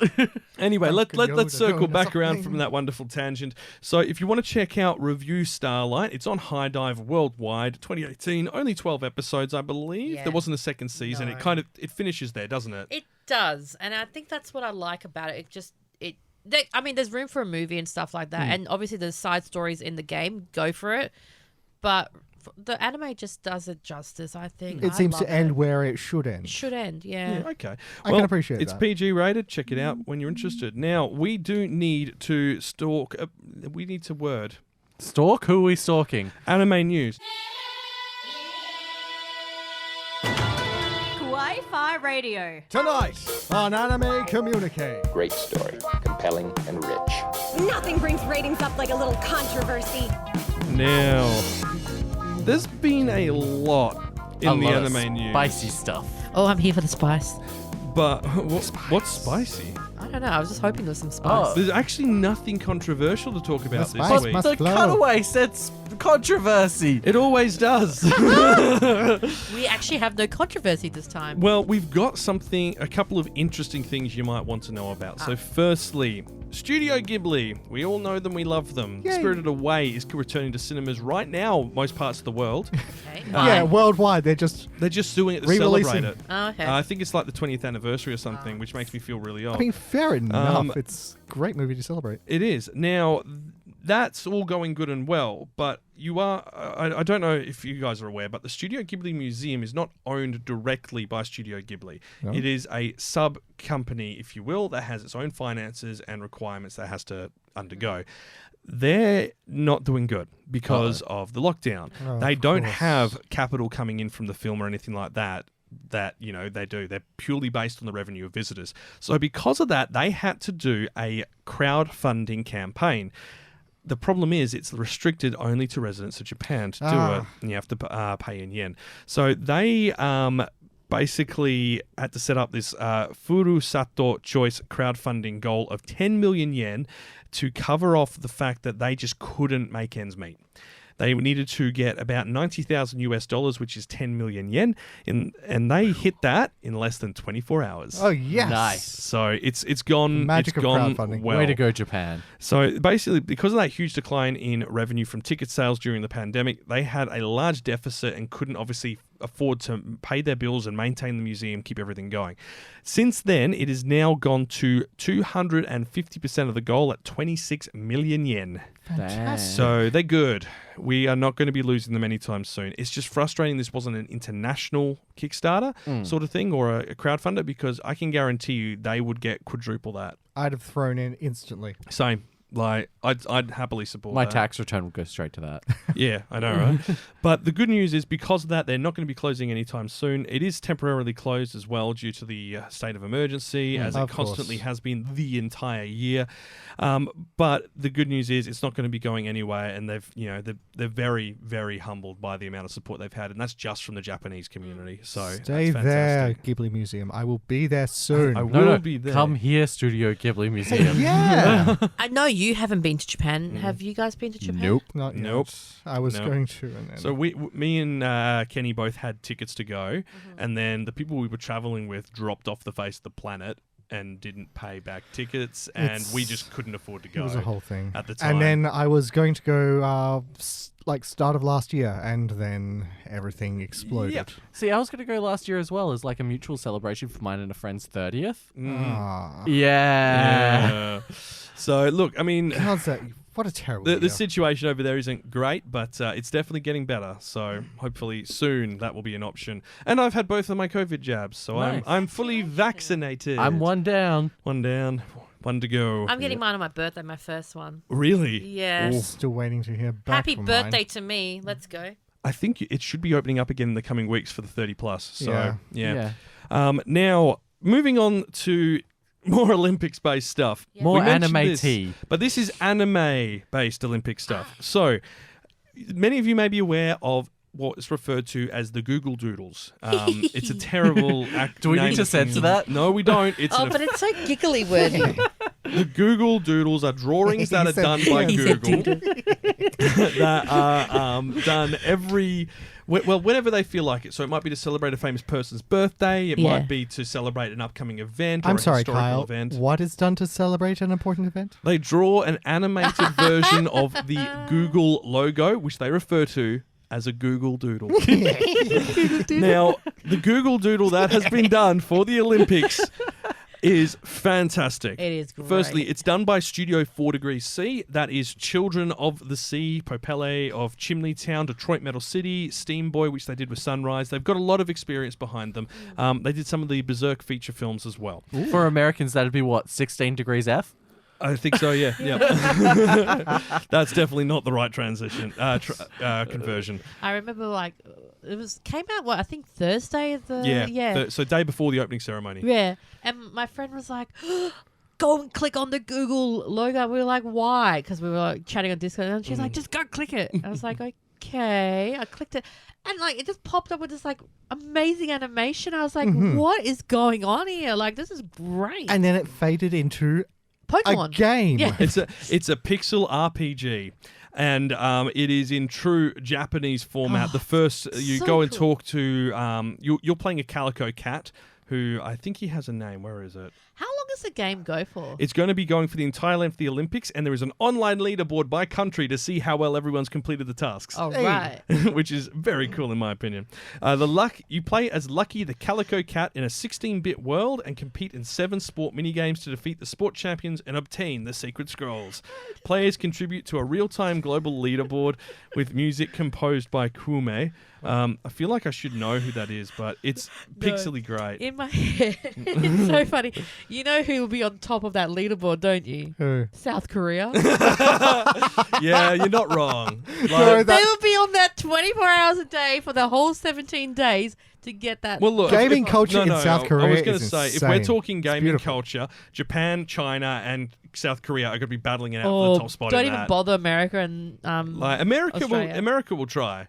and they've got enough people to do it. Yeah, true. But we're not going to be up there. No Australia in the leaderboard. We're a bit With too that laid fast back for internet that sort they've of got in thing. South Korea, they've got it. Oh, the internet they've got in Japan. Not as great. Japan just no. Did they get better now? No, they just managed to get the highest internet speed over a fiber connection in the world. Whoa. Oh, wow. It's Isn't it like 319? 300. I think it was something like that. Ridiculous. It was multi-terabit internet.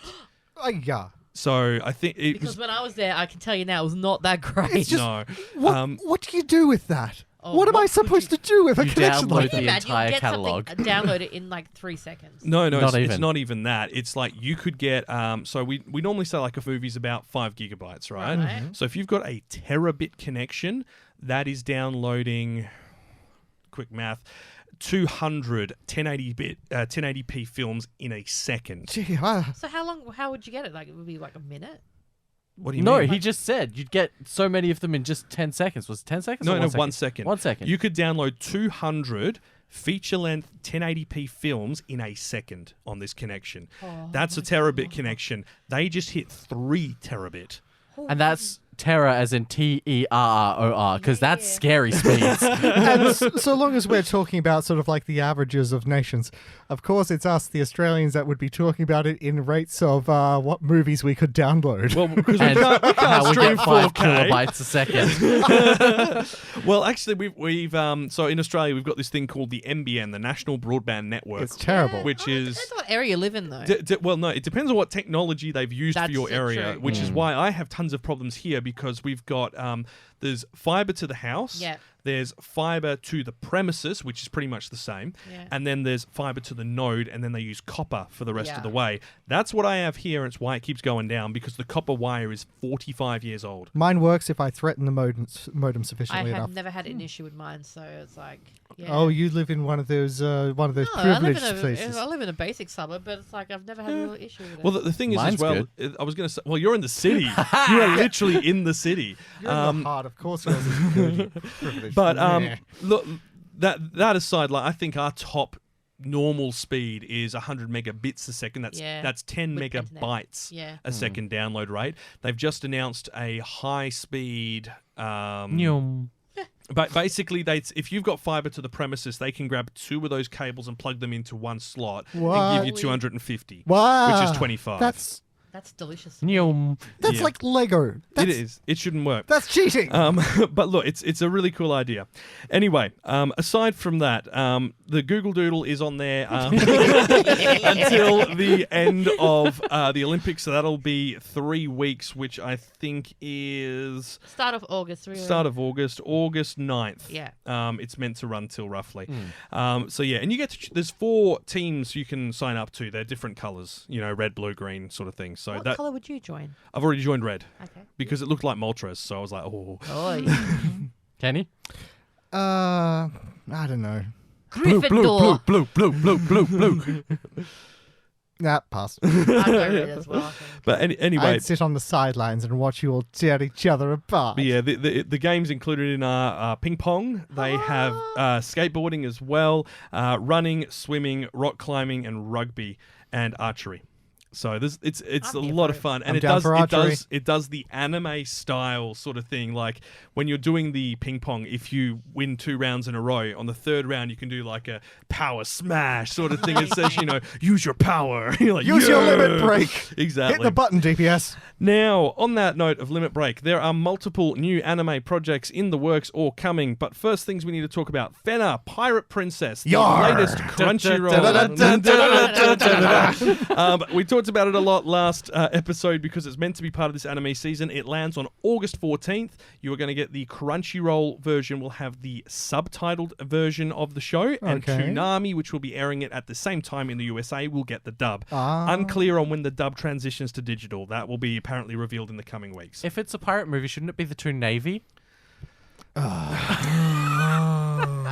Yeah, it'd be a pirate movie. It means you gotta fight it online and take it by That's force. the worst pirate I've ever seen. Yar. Now, Back to the shuttle run Do with you you, know lad. that She Santy song that there's on TikTok at the moment? Oh, the really creepy one. Wellerman? Wellerman. There Yes. once was a ship that put To to sea. sea. The name of that The ship ship was was a Billy the O.T. Oh dear. Here I am just sitting here doing the Soon may yo the weather come. yo ho fiddly dee, living in a pirate is all to be. Do what you want because a pirate is free. You are a pirate. I should have saved the sea shanty joke for this episode. You should have. You are a sea shanty. Well, what if they didn't watch the previous episode? What was the joke? Oh, well, there's been lots of studies into how pirates used to sing back in the old days, and they finally discovered that they used to sing their shanties in the high seas. Musical notes. Fafa's out. She's done. Yeah, I need a drink. All right, here's the new news that we do have relating anime. Konosuba, God's blessing of this wonderful world, is getting a new anime project. They haven't specified if it's a series. It is a series because the original agreement for when they transitioned from the previous studio to JC staff was to release a film and a series. So it's a series. Okay, but how do we know that agreement hasn't been altered? No, it won't. It can't because they already made the film. Oh, fair enough. So this will be continuing the Yeah, they story might have gone Darth following Vader the on it. events of Legend of Crimson, the film, which was hilarious. They went back to Megaman's village. I love that. That Mega was Man's so- Village! The thing is that we haven't had anything. So Konosuba started in 2016, which is crazy to think. Oh, wow. The film was 2019. Was it really? Yeah, and we got it in early 2020 here Yeah. because I remember you, me, and Coco went and saw it Yeah, it was just great. before lockdown started. Damn. So God, that like it's 18 months ago since that's we've just had going to be the anything. way we date things these days, before lockdown and after lockdown. Yeah. Yeah, we used to do things as like BLAL. BC and D and Yeah, BLAL now. BCE and CE, yeah. yeah, Yeah. and now it's just gonna be before COVID and after COVID, Yeah, that's during COVID. Yeah. Here's the thing as well. A mobile smartphone game Of has course. debuted I have seen in Japan. That came out February 2020 with an original story set in the universe. It will launch globally on iOS and Android this year, but they haven't said when. Was that the side-scroller one? The sort of like the 64-bit kind of side-scroller thingy? Like the classic Final Fantasy. Sort of, Yeah. yeah. I believe so, yeah. Awesome. I've seen so many ads for But it. here's I would love it if they did a JRPG of Konosuba. It'd be Oh. perfect. there is one. What? There is one. No way. There are 3 Konosuba console style games for the PC. Getting the English version is a pain in the butt. Yeah, that'd be the problem. But Yeah. they've got one which is kind of traditional pixelized Final Fantasy 2-3 style. I mean, where- I understand that each country is going to have their own sort of media and stuff like that, but there's so much stuff that comes out in Japan that I'm just like, please make an English version. Did you know there was a Dragon Ball Z online game? A Yeah. big MMO game. Now, It looks so good. You've actually taken me on to what we're talking next in the last item on the I agenda. beg your Oh, pardon. the one Dragon- that I shared? Dragon Ball Super, the anime film, has revealed it's going to be called Dragon Ball Super Superhero. What a name. Huh. Hey. Yeah. Superhero. Dragon Yeah. Ball Superhero Super I Saiyan. thought the Super Universe finished though. The Super Universe's anime franchise ended, but the manga's continued. Yeah. It's not done. They can return to it. We're just not sure how it's going to be done. The series, as the name suggests, the film will have a focus on the superhero aspect. The staff at the panel, which was... I'm sorry. This was done at Comic-Con at Home 2021. Superhero aspect? Great Saiyaman! Oh Yeah. no. Not this again. Because where are they up to really? For a second there, I thought you said there was going to be like a crossover with My Hero Acca. Oh, that'd be cool. Oh, that would No. be kind of cool. Goku and All Might. Hell yeah. But yeah, it includes... you've got Pan, who's a bit more grown up. Oh, bread. Oh, so cute. Yep, bread, because they name the children after food. Not all of them. That's No, if it's in Goku's family. God, so yeah. if they're- Goku's if- family's food, and Vegeta's family is underwear. Yeah. Well, Bulma's family Bulma's is underwear. family is Vegeta underwear. just has to Vegetable. deal with it. Yeah. But yeah, new characters will appear in the film. They are going to be doing Hang on, pause. He's getting confused here. Think no. about it. I had a terrible idea, but I don't think it's something we can say outside of the Patreon. No, that's good. Keep it that way. So it'll be the 21st anime film in the Dragon Ball franchise. Whoa. It turns 21! He Have a does. drink! Drink. Film is scheduled to premiere in 2022. Release schedule is going to depend on country and region at this point, but Japan first and then everywhere else Oh, after, of course. 100%, as normal. Of course. I believe believe this will be going to cinemas. It will not be digital. It'd be very unusual for Dragon Ball films to go digital first. Mind you, though, It does depend. Yeah. It'll depend on who wants to take it on. If it was Netflix, they'll pay them Well, actually, that's debatable. But most of the Dragon Ball movies are on Netflix at the moment. they are. Yes. But based on the recent thing we saw around Godzilla. The film, so Godzilla vs. Kong, Netflix wanted to release it on behalf of Warner Brothers and wanted to try to strike up a deal with them. What they offered was less than the production value of the film. Oh, damn. Therefore, no, it's not worth doing it. It's better to take it to the cinema. And sounds like that's kind of becoming a thing. Like if it's not produced in-house at Netflix, they don't want to pay top dollar for it. And I can understand that. Yeah. Like you want to put the money on your own internal projects. You don't want to pay for other people's projects. Hell yeah. So that makes sense. But I don't think if it went to Netflix, it'll work. I think, to be honest, I think it'll end up on Funimation or it'll end up on somewhere else. But it won't be without a cinema release. There'll be cinema release first, and then they'll go to the streaming. Unless they've got a way to literally gatekeep it like Disney's been doing for their films, where you're signed up and then have to pay again. I don't think they'd be interested because they need to make that production money back. But yeah, look, we'll know more about that in the next 12 months by the sounds of it. But there's some interesting traditional artwork that we're used to seeing. They've got what is this? The most important point of the new movie. It looks like two villains, actually. One wearing a blue cape, one wearing a red, and different angles of them. I think they're probably like fins. They look they look like the Galactic Patrol. Kind of. Yeah. It'll be interesting to see because we've got a special history with Dragon Ball movies because that's how we met. It is. It's how you and I met. Yeah. Really? Yeah. So Aaron was working at the place where my former partner was working, and we organised a big event to go see Dragon Ball Z Broly. And then he came along, and I met Aaron there. I was the last to arrive. I arrived just before the movie, and then I disappeared right after the movie. And Kyle was like, "Where'd he go?" I was like, "I wanted to talk to that like a dude." ninja. Pretty much. Well, I mean, he's watched enough Naruto. He knows what he's doing. Exactly. Beautiful. Well, that is where we're going to leave the anime news for this episode for the Anime Communique. If you do see anything else, let us know in the comments section below. And we, of course, will be putting up the latest anime news as it comes in on social media and over on our Discord. There's plenty coming out at the moment. This is normally the case. Like, in the lead up to a new season, there's not much other than the new season stuff. And then after the new season starts, you start hearing about the stuff that's coming out like 6-12 months away and so on. Like that Vampire Cosmonaut series, which is coming out in October. Yeah, what was we that saw called the again? trailer for that ages ago. I can't remember. Sorry. That's October then. All right. Space vampires. It's meant to be October. I'm literally pulling up ANN right now. They're going to the one place Vampire Hunters haven't corrupted. Anime. Space. Suki to Laika to Nosferatu. Oh, okay. Sorry, you were saying? Oh, I do remember us Love. talking. I have not seen that. Bloodlove? Oh yeah. Yes. Now, can you check that because I know that there's a music release for it and stuff like that, and it was meant to come out. I don't know if it has come out. It's meant to be this year, and it's meant to be a comedy. It is airing on Oh wait. Okay, it came out, but it was done as original net anime. Therefore, no one had streaming rights. So how do we watch it then? I'm gonna find out. It's also unusual because that did the same as what do you call it? Attack on Titan. They started airing it in mid-December and ended it in early March.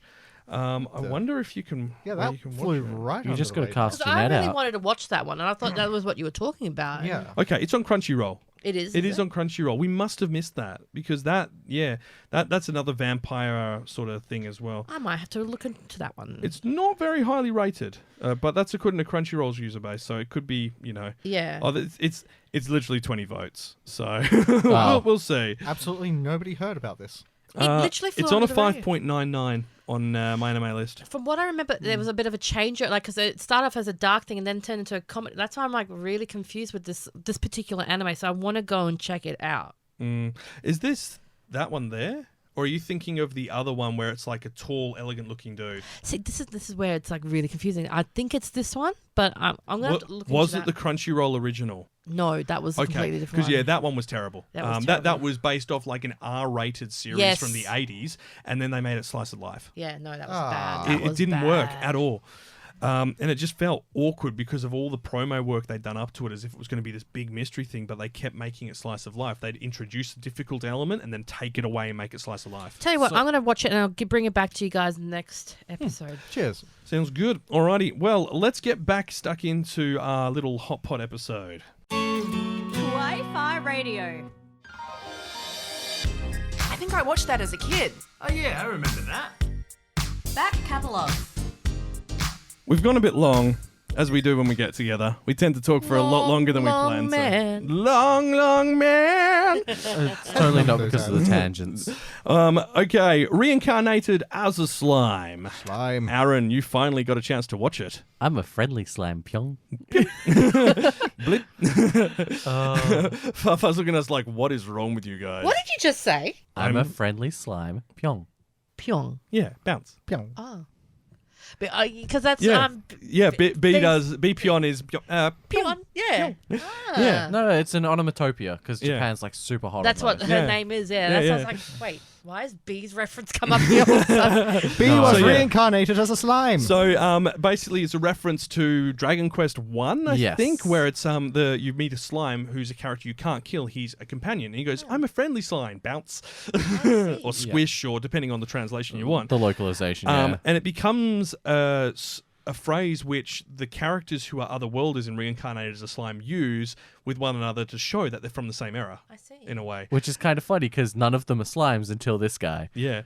But look, reincarnated as a slime, I've been raving about it for a while. It's by 8-Bit Studios. Started in 2018. I've been reading the manga since about then. Since a Wow. little before that. Yeah, I think you lent me the manga at that Well, time. Val recommended it to me, our Yeah. friend in France. So Wow. when she was over here, and she was like, no, you will love this. Yeah, I wasn't expecting to love it as much as I did. I know. Like, Same. Emma, my partner, is watching it as well, and she just can't get over how many characters in it she loves. the thing is, there's so many characters, but it doesn't feel clustered. It doesn't. It balances them all really nicely, and it almost sort of groups them up so that it feels like You've added one character as opposed to multiple. Yeah. It's the funny thing as well. There's a simplicity to each of them. You know what they're about, Yeah. but it doesn't feel like it's too simple. It doesn't feel like they've No. been given nothing. They also seem to get development as well. Yeah. Which is amazing. Yeah, there's depth to the characters, but you know what the characters are straight away. Yeah. Oh, especially one of them in Slime Diaries, one of the spin-offs recently, Geld, the orc chieftain. Oh, yeah, Yeah. Geld's The a good pork. boy. He is the single most wholesome thing in the show. Which you wouldn't expect from an orc. No, you wouldn't. But look, for those who haven't watched that time I was reincarnated as a slime. It was a weird time. Kyle was, it was all blue and I got wobbly. better. It did can start be, out when you- life in the I believe in the light novel realm. I'll need to double check on that. But the manga's been running since I think about 2015. Wow. It's been really popular. It has 3 spin-off mangas. Slime Diaries is only one of them. There's also The Ways of Strolling Demon Country, which is basically a rabbit beast person going through and basically reviewing all of the establishments they've built, like going and trying the candy shop. So, and a going tourist. Yeah, bingo. She's Rimuru asks her to write a guide for Rimuru for tourists coming. Oh, that's sweet. Yeah. That's great. Just in case there's confusion there, they named the town Rimuru after Rimuru. Yeah. So it's all not right. somebody coming and reviewing the slime himself. Let's go back to the beginning. So, synopsis. 37-year-old Satoru Mikami is a typical corporate worker who is perfectly content with his monotonous lifestyle in Tokyo, other than failing to find a girlfriend even once throughout his life. In the midst of a casual encounter with his colleague, he falls victim to a random assailant on the streets and is stabbed. However, while succumbing to his injuries, a peculiar voice echoes in his mind and recites a bunch of commands which the dying man cannot make sense of. When he regains consciousness, he discovers he was reincarnated as a goop of slime in an unfamiliar realm. In doing so, he acquires newfound skills, notably the power to devour anything and mimic its appearance and abilities. He then stumbles upon the sealed catastrophe-level monster, Storm Dragon Veldora, who has been sealed away for the past 300 years for devastating a town and destroying it, burning it to ashes. Sympathetic to his predicament, Satoru befriends him, promising to assist in destroying the seal. In return, Veldora bestows upon him the name Rimuru Tempest to grant him divine protection. He then encounters goblins, he encounters orcs, he encounters ogres, he encounters lizard men. He begins to encounter sort of like the monster races, the things that adventurers go out to kill. Yes. And he sort of brings them together, creates a community, creates a city for all of them. Mm-hmm. And one of his first 3 rules is don't hurt humans, because he remembers what it's like being a human. Yes. But it's a series that, when I first started reading, I thought, okay, this is kind of cool. Yeah. And you don't realize how much it's escalated by the end of the first season. Yeah. Yeah, you kind of figure it's going to be just another kind of standard isekai, but it's that there is an intelligent use of all the resources that are shown. It's everything that is explained has its purpose and its place in the story, and the world building for this all is just perfect. I love a good fantasy with good world building. I'm going to kind of diverge a little bit here, but if you like this, you'll like how a realist hero rebuilt a kingdom. Yes, which That's is airing one of at the the new ones. moment. Yes. Yeah. Because I'm enjoying it because it's got a lot of the same sort of tones. Like, it's very... It's level-headed and it's... Economics-based. Yeah, it's very sort of like... I'm trying to do better for the land instead of doing better for myself. Which is great. I like that Yeah. idea. So it's the same as, well, not the same as, but Maoyomu. Maoyu? Maoyu, yeah. Maoyu. It's basically demon hero. Okay. It's the one where basically the demon lord lady and the hero team up to do economics to fix the world before the war ends. Ah. It sounds like a really weird concept, but it's really quite cute. Yeah. Yeah. But yeah, like this is a series. Going back to Slime. Reincarnated as a Slime, like it's a series where you love every character. Yes. Which I find rare. Yeah, it's also very quaint and charming while also having its like sort of complexities, but not overdoing it in any area. It has its dumb fan servicey moments as well, but it really doesn't Everything lay them does. on too thick. No, it doesn't. They have their place like everything Have you else. seen Slime? No, I tried watching it the first episode and it just did not. I don't know. It didn't really grab me. But the way everyone talks about it is like... So I think something worth noting is the first episode visually, very different. Oh, is it? Yeah, its first episode is basically the tutorial. You got to give it the 3 episode, I say. Yeah, that first episode really, the visuals, the whole idea is when he first reincarnates as a slime, he can't actually see anything. He hasn't got an eyeball or anything like that to sense the world around him. So all those weird animations we see are basically his interpretation of what's happening inside him as his body changes, so he learns new skills. And gradually, over the course of that episode, he unlocks more and more. But that first episode is him learning the world and them establishing the world. And from there, episode 2, he starts to learn about the world. You meet the goblins, you meet the storm wolves, and then from there it just kind of snowballs. And The you get to second meet he more leaves the and more. caves, the game really begins. Yeah, The dub's actually pretty good the too. dub's really good. So me and Emma have been watching the dub. I watched the dub. It's fantastic. Yeah. It's a really good dub. And the other thing as well, it's PG, and season 2 part 2 starts airing now. this month. Yeah. Oh, I thought it already started. It's meant to be. It was meant to have started, but it doesn't Olympic seem break to. as well? Pardon? Olympic break? No, it's a late start. Oh, okay. Yeah. I thought it was meant to start straight away, but Because Love Live Superstar is going on an Olympic break for it a is. few weeks. Yeah. So Love Live Superstar is on break for 3 weeks. I Yep. think we mentioned it on our socials as well because of Yeah. the Olympics, along with Butt Detective. Aw. Thank you, NHK, for that list of interesting...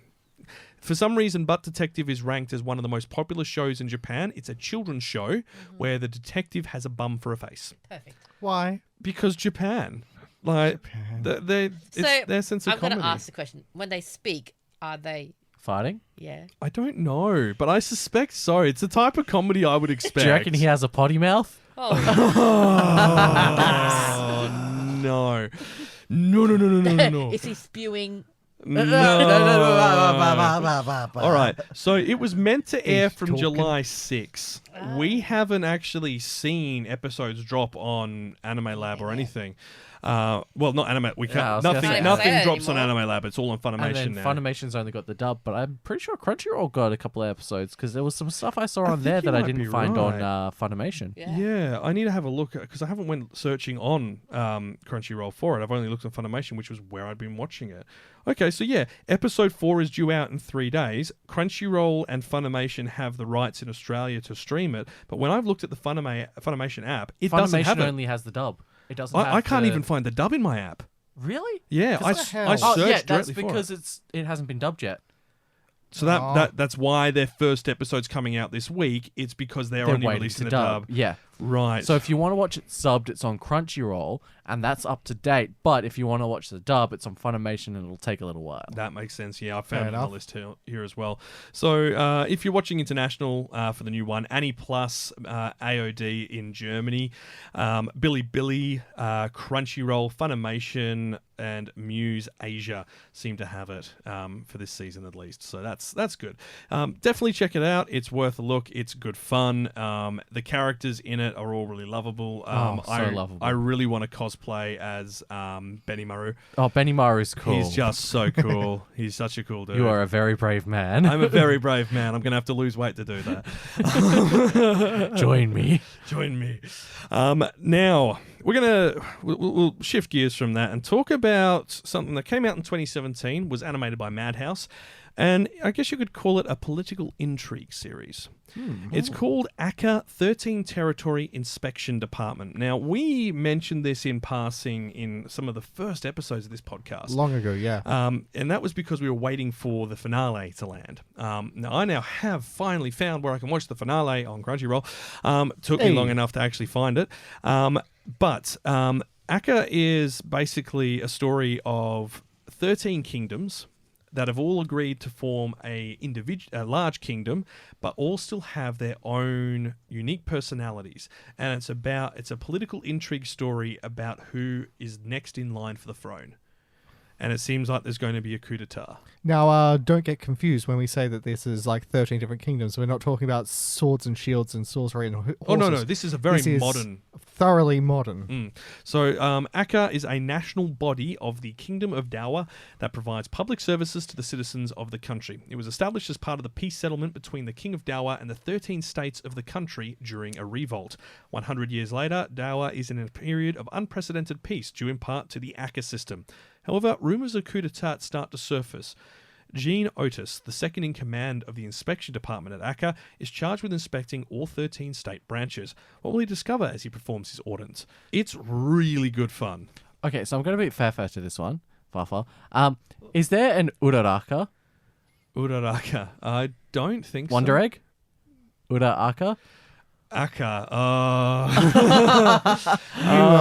I'm sorry. You were beating far to that one, were you? Yes. She wasn't even really, going to but you love Wonder Egg. No, actually, she's not too big of a fan of it after the finale. Yeah, but still, there's Aka and Uraraka. Yeah, I wish there was. No, I was just gonna say I love shows like that. There's something about the whole kingdom and like politicalness of it and the uniforms that they wear. I'm always really like drawn to stuff like this. For some reason, I haven't watched this myself. Yeah, so I mean, here's what the manga volume covers look like. It's really beautiful. They're slick, clean. I like it. Sanji got lost this time. I'm gonna say very Hugo Boss. Does it have a dub? It does. Ah, it does. I believe it's a funny dub actually. Oh, really? Excellent. Hang on, I'm just going to double check I'm not wrong on that. So for those listening at home, I might be wrong. As in that's the company name or it's a comedic dub? I think we should kind of mention that when we talk about this, dub. We talk about 3 different dub communities. So we have the Funimation one, which is purely Funimation-based shows, and they're based out of Texas. We have the Sentai as well. They're based out of Texas, but with Sentai, they do bring lots of other actors from Funimation because they're not really based on the union laws and stuff like that. Yeah. Fair enough. And same with Funimation technically, and that's a Texas thing.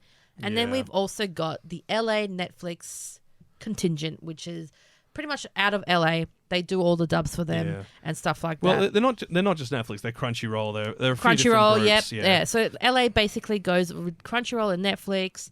Very rare would they go with. I've got to be honest though, I don't think they're drawing from the same pool because the Netflix dubs tend to be awful.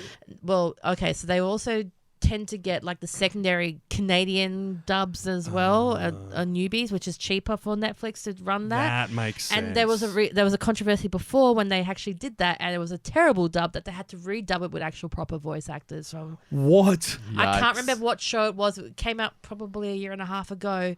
The dub was so bad that they actually had to redo the dub Are you again. talking about Neon Genesis? I was just about to say that. They didn't redub Neon Genesis, unfortunately. They think it's great. It's so with not. a Neon Genesis, like the original dub was done by ADV, which is basically Yeah. now is Sentai. So ADV went bankrupt, Yeah. and what emerged from those Was that bought Sentai. the rights was Sentai. Unfortunately, when Sentai bought the rights to They ADV, lost. they didn't buy the rights for the Neon Genesis Which would have been amazing. dub.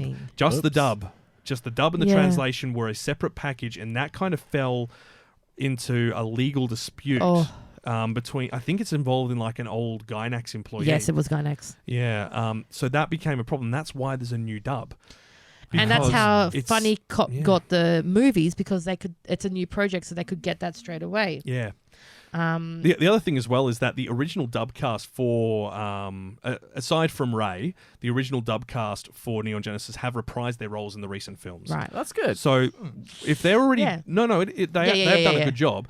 But if they were able to do that, they could have just hired them to redub the show. And they wanted to do it as well. Yeah, they did. They're like, I'll do it again. I know the character so much better now, so I will do it. Yeah. Yeah. But no. Well, it'd be like going back and reprising an old role after like Mark Hamill as Luke Skywalker. Yeah.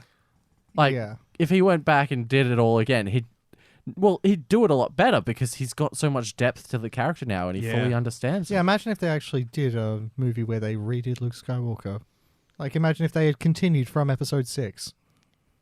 Oh, you mean not jumping ahead several years and ignoring many, many other fan universes that have been approved? That for Could would you be a imagine terrible if they thing had to an happen. extended universe? That would be a terrible idea if they did it without thinking. Yeah. Yeah. Especially if they, wrote out all those original characters they created and original species. What a disaster. No. it'd be Probably great if just there was, like- alienated a portion of our audience. and back to the LA thing, we also have the New York. There used to be the New York dubbers as well. Yeah. They are around because they do a lot of the Pokemon and things like that still. Why is there no big sort of New York dubs team anymore? I don't know, but they are still doing, like I said, they still do like Pokemon and the Yeah. children's So ones. 4-kid stuff. 4-kid stuff, basically. Yeah. They don't really touch the mainstream ones anymore like they used to. So they'll kind of like do like Pokemon, Yu-Gi-Oh, that sort of style Crispin stuff. Freeman will be like, that's the Yeah. New York stuff. But you will see them in like a few Netflix dubs and things like that because, again, it's probably cheaper to get them to do the dubs. I mean, look, let's be honest. With Netflix, that is always the option. case. The cost is one of the things that they are always looking at. So if they can get a dub team which is cheaper, they're going to take it. Yeah. So it's quantity over quality, unfortunately. Yeah. So And that's not to say these guys are bad actors either. No, it's like, not. It's just it's often that the issue isn't timing. the voice actor, it's the direction. yeah. And if you're not given a chance to see a show beforehand, or like an anime, or learn about it or read up on it, And this is what Neon Genesis. Could you imagine if Amanda Wynn Lee got that directorial rights again to redo the dub and stuff it'd like be that? amazing. It would have been amazing. Absolutely amazing. Because they went for literal translations this time instead of taking into account. And she the knew what to subtleties. do, and that's what makes that dub so much nicer to Yeah. listen to. It does. But we have digressed. We always do. Back to Akka. Akka is worth watching. I'm just going to leave it at that. I can't say too much about what the plot of it is. You've got your main guy, you've got his sister, you've got his best friend who's a photographer and sort of, I guess, almost like a spy. Ooh, super spy. If you were to sell it to me, because I like the romantic and like that Yeah. drama type of thing. All what right. would how would you sell it? There's no romance. Oh, okay. It is a story. Bone dry. It is a story of political intrigue, Okay. showcasing. Oh, geez. Here's the thing as well. Like, there is so much entwined in this story that to tell you too much about it would ruin the experience of watching it. Okay. It makes That's this very the tricky, thing. doesn't it? It's one of those shows that if you like anything where a story is slowly unraveled and you learn more and more about the characters throughout a 12-episode story, which will then be finished, you'll like this. Okay. Because all the characters are really well developed. They take time to showcase them. Gene is known as like the cigarette briefcase inspector or something like that because he's one of the few people who still smokes. So say if I was to watch this with my parents who are like, 50, 60 respectively, they would enjoy it. I think they would. I think it fits really well into like your Because I'd like to have some shows where I could watch with them because there's not really many you can sit with your parents and they'd be like... Well, that's the other thing. This has no ecchi content. Okay, perfect. At all. It has, yes, I'm saying it right. I've practiced my Japanese, my Nippon. Oh my goodness. I'm just going to stop. It's been one of those digging a days. hole. Digging my hole. Those Japanese Just digging lessons your did hole. not help. Rule Now, number 1 of digging a hole: stop. now, where was I saying? Like, But for parents, like, because we... yeah, for parents, like, this is a show where there's it's not gratuitous amounts of violence. It's not far too heavy on the cultural references for Japan because it's set in a different location. Yeah. It's not relying on prior understanding of Japanese culture Oh, to make good. it work. Because it's not a fantasy setting, it's not an isekai, it's not a drama set in a school where you've got to understand like how people are going to interact with each other because of the culture. I think we need to do an episode on this because sometimes I would like to watch a show with my parents and I find it very difficult to find. I agree. Like anime that's good to watch with parents. Yeah. So Eurocamp. I'm a parent. Eurocamp. I approve of everything I've heard in this in episode. our generation, like, sometimes you go and see your parents and they always love watching Netflix. This is their new thing, is watch Netflix. Yep.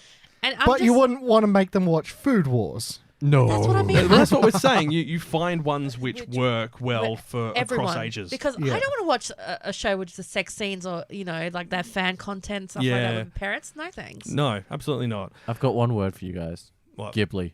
Studio Ghibli. But I mean, look, everyone trots out Studio Ghibli as a gateway don't into want anime, that. but I think there needs to be other options. We keep holding up Ghibli as the example for how And I people don't should like get into that. anime, and I think that's a disservice to all the other animators. I mean, I remember watching Your Lie in April with my mother. Yeah. And that was probably the Wow. safest option. But no, because it was like there was nothing No, bad about that's it. great. That's It's a great show. It is a great show. Yeah. But I mean, like you know what I mean. Like I love Studio Ghibli, but we need to expand people's Brains. expand your brain, You know what I mean? 'Cause people. I'm not a big fan of Ghibli films until like you guys make me watch the films. Yeah, like I mean, look, this is the thing as well. Like everyone immediately just goes, "I'll show them some Ghibli," and it's like Ghibli isn't going to appeal to it's every not- audience. That's no. fair. Like, it's Ghibli has a very specific audience, and that's pretty much anyone who's grown up with Disney.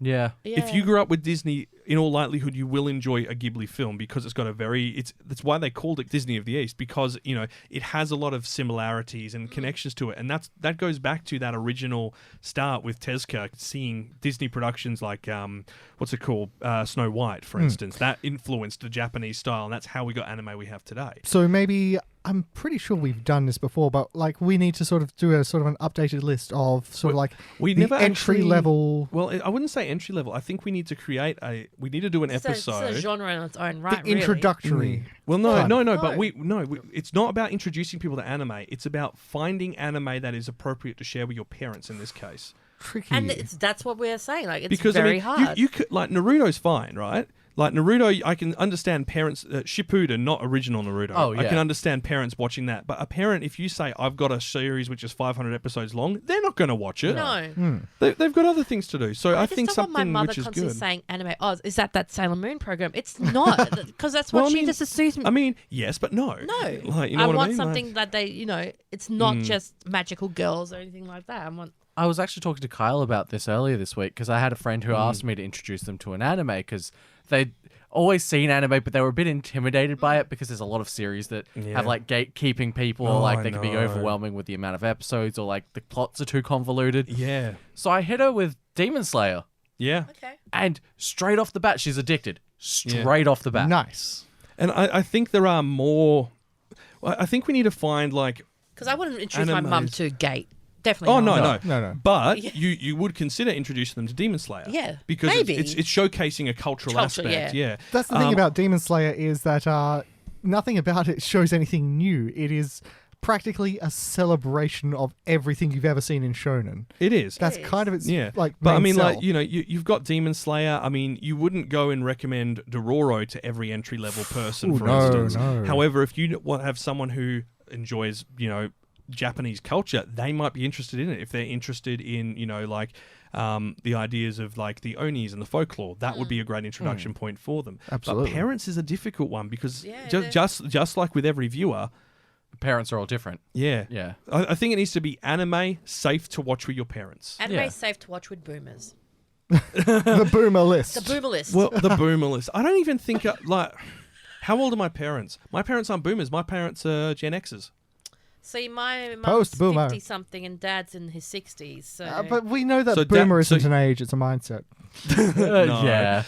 See, I know some of our listeners are in like that 45 to 50 bracket and according to the like statistics. some shows recommendations, and we Yeah. really don't. Well, I mean, no, it's not even that. I think for them as well, like they know that there are shows that some people in their age bracket aren't going to like. Yeah, So yeah. if you are one of our listeners in that age bracket, please let us know what shows you reckon. Like if you were going to show anime to your friends, Devilman Crybaby. what you would show them. The old one or the new one? Well, actually, no, I would not recommend that. Like, so yeah, if for anyone who is listening who is in that over 40 age bracket, please let us know. Like if over on our Facebook or any of our other social media. Yeah, great I mean, episode. we are shows? definitely going to have a nice long discussion of this. Maybe on Astro Discord Boy. or so. Which one? No, like this is the thing as well. Like a lot of the older stuff was definitely more child orientated because that was the idea behind Tezuka. Lupin would be one. Lupin Oh. would be great, but there's easily. it depends what season of Lupin you put them on. Like I would probably start with the movie like how I started. What Yeah. the recent? Yeah, the recent one. or Cagliostro.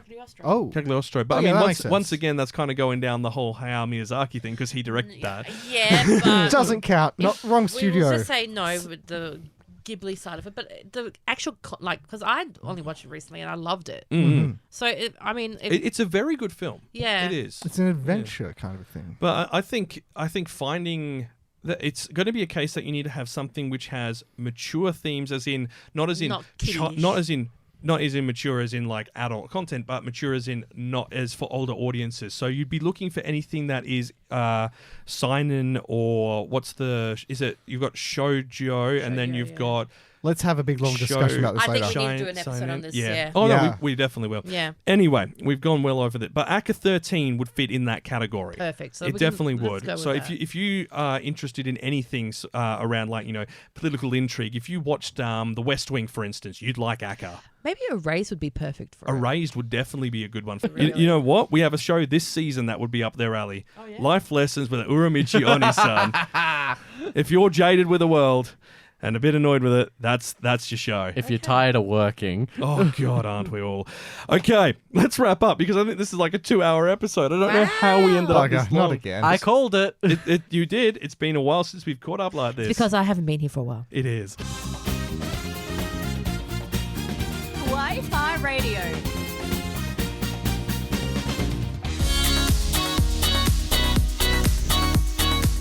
Well, that is where we're going to leave things for this episode. Thank you so much for listening.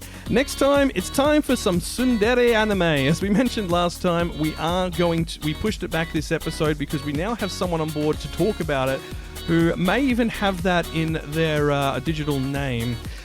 Which is going to be a good Subtle. laugh. Very subtle. subtle. So we'll hopefully have them joining us if we can line up our schedules. Now, if you have enjoyed what you heard, wow, you've lasted 2 hours. Thank you so much. Congratulations. Congratulations. That's a marathon. Hit that subscribe button. Please join us for future episodes. We'd love to have you on board. We do also have that YouTube edition of this podcast. If you're watching that, drop us a comment and say hi in the description below. Drop us a You comment if kind you of hate our mentioned before, tangents. we've got another female presenter now too. We do. Kira Lee. Now, Kira Lee is been on 2 of our episodes before. She has been in a international cosplay competition, which we will be talking about next time we have her on because it's coming up again.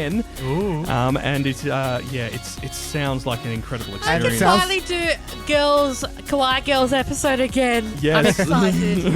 I'm going to drag Emma into it as well. Emma would be keen if it's the show she's watched. Now, we also have YouTube videos as well. If you are listening in a podcast app, you can find all the links to everything we're talking about in the description below. Come throw us a like. Yeah, come throw us a like.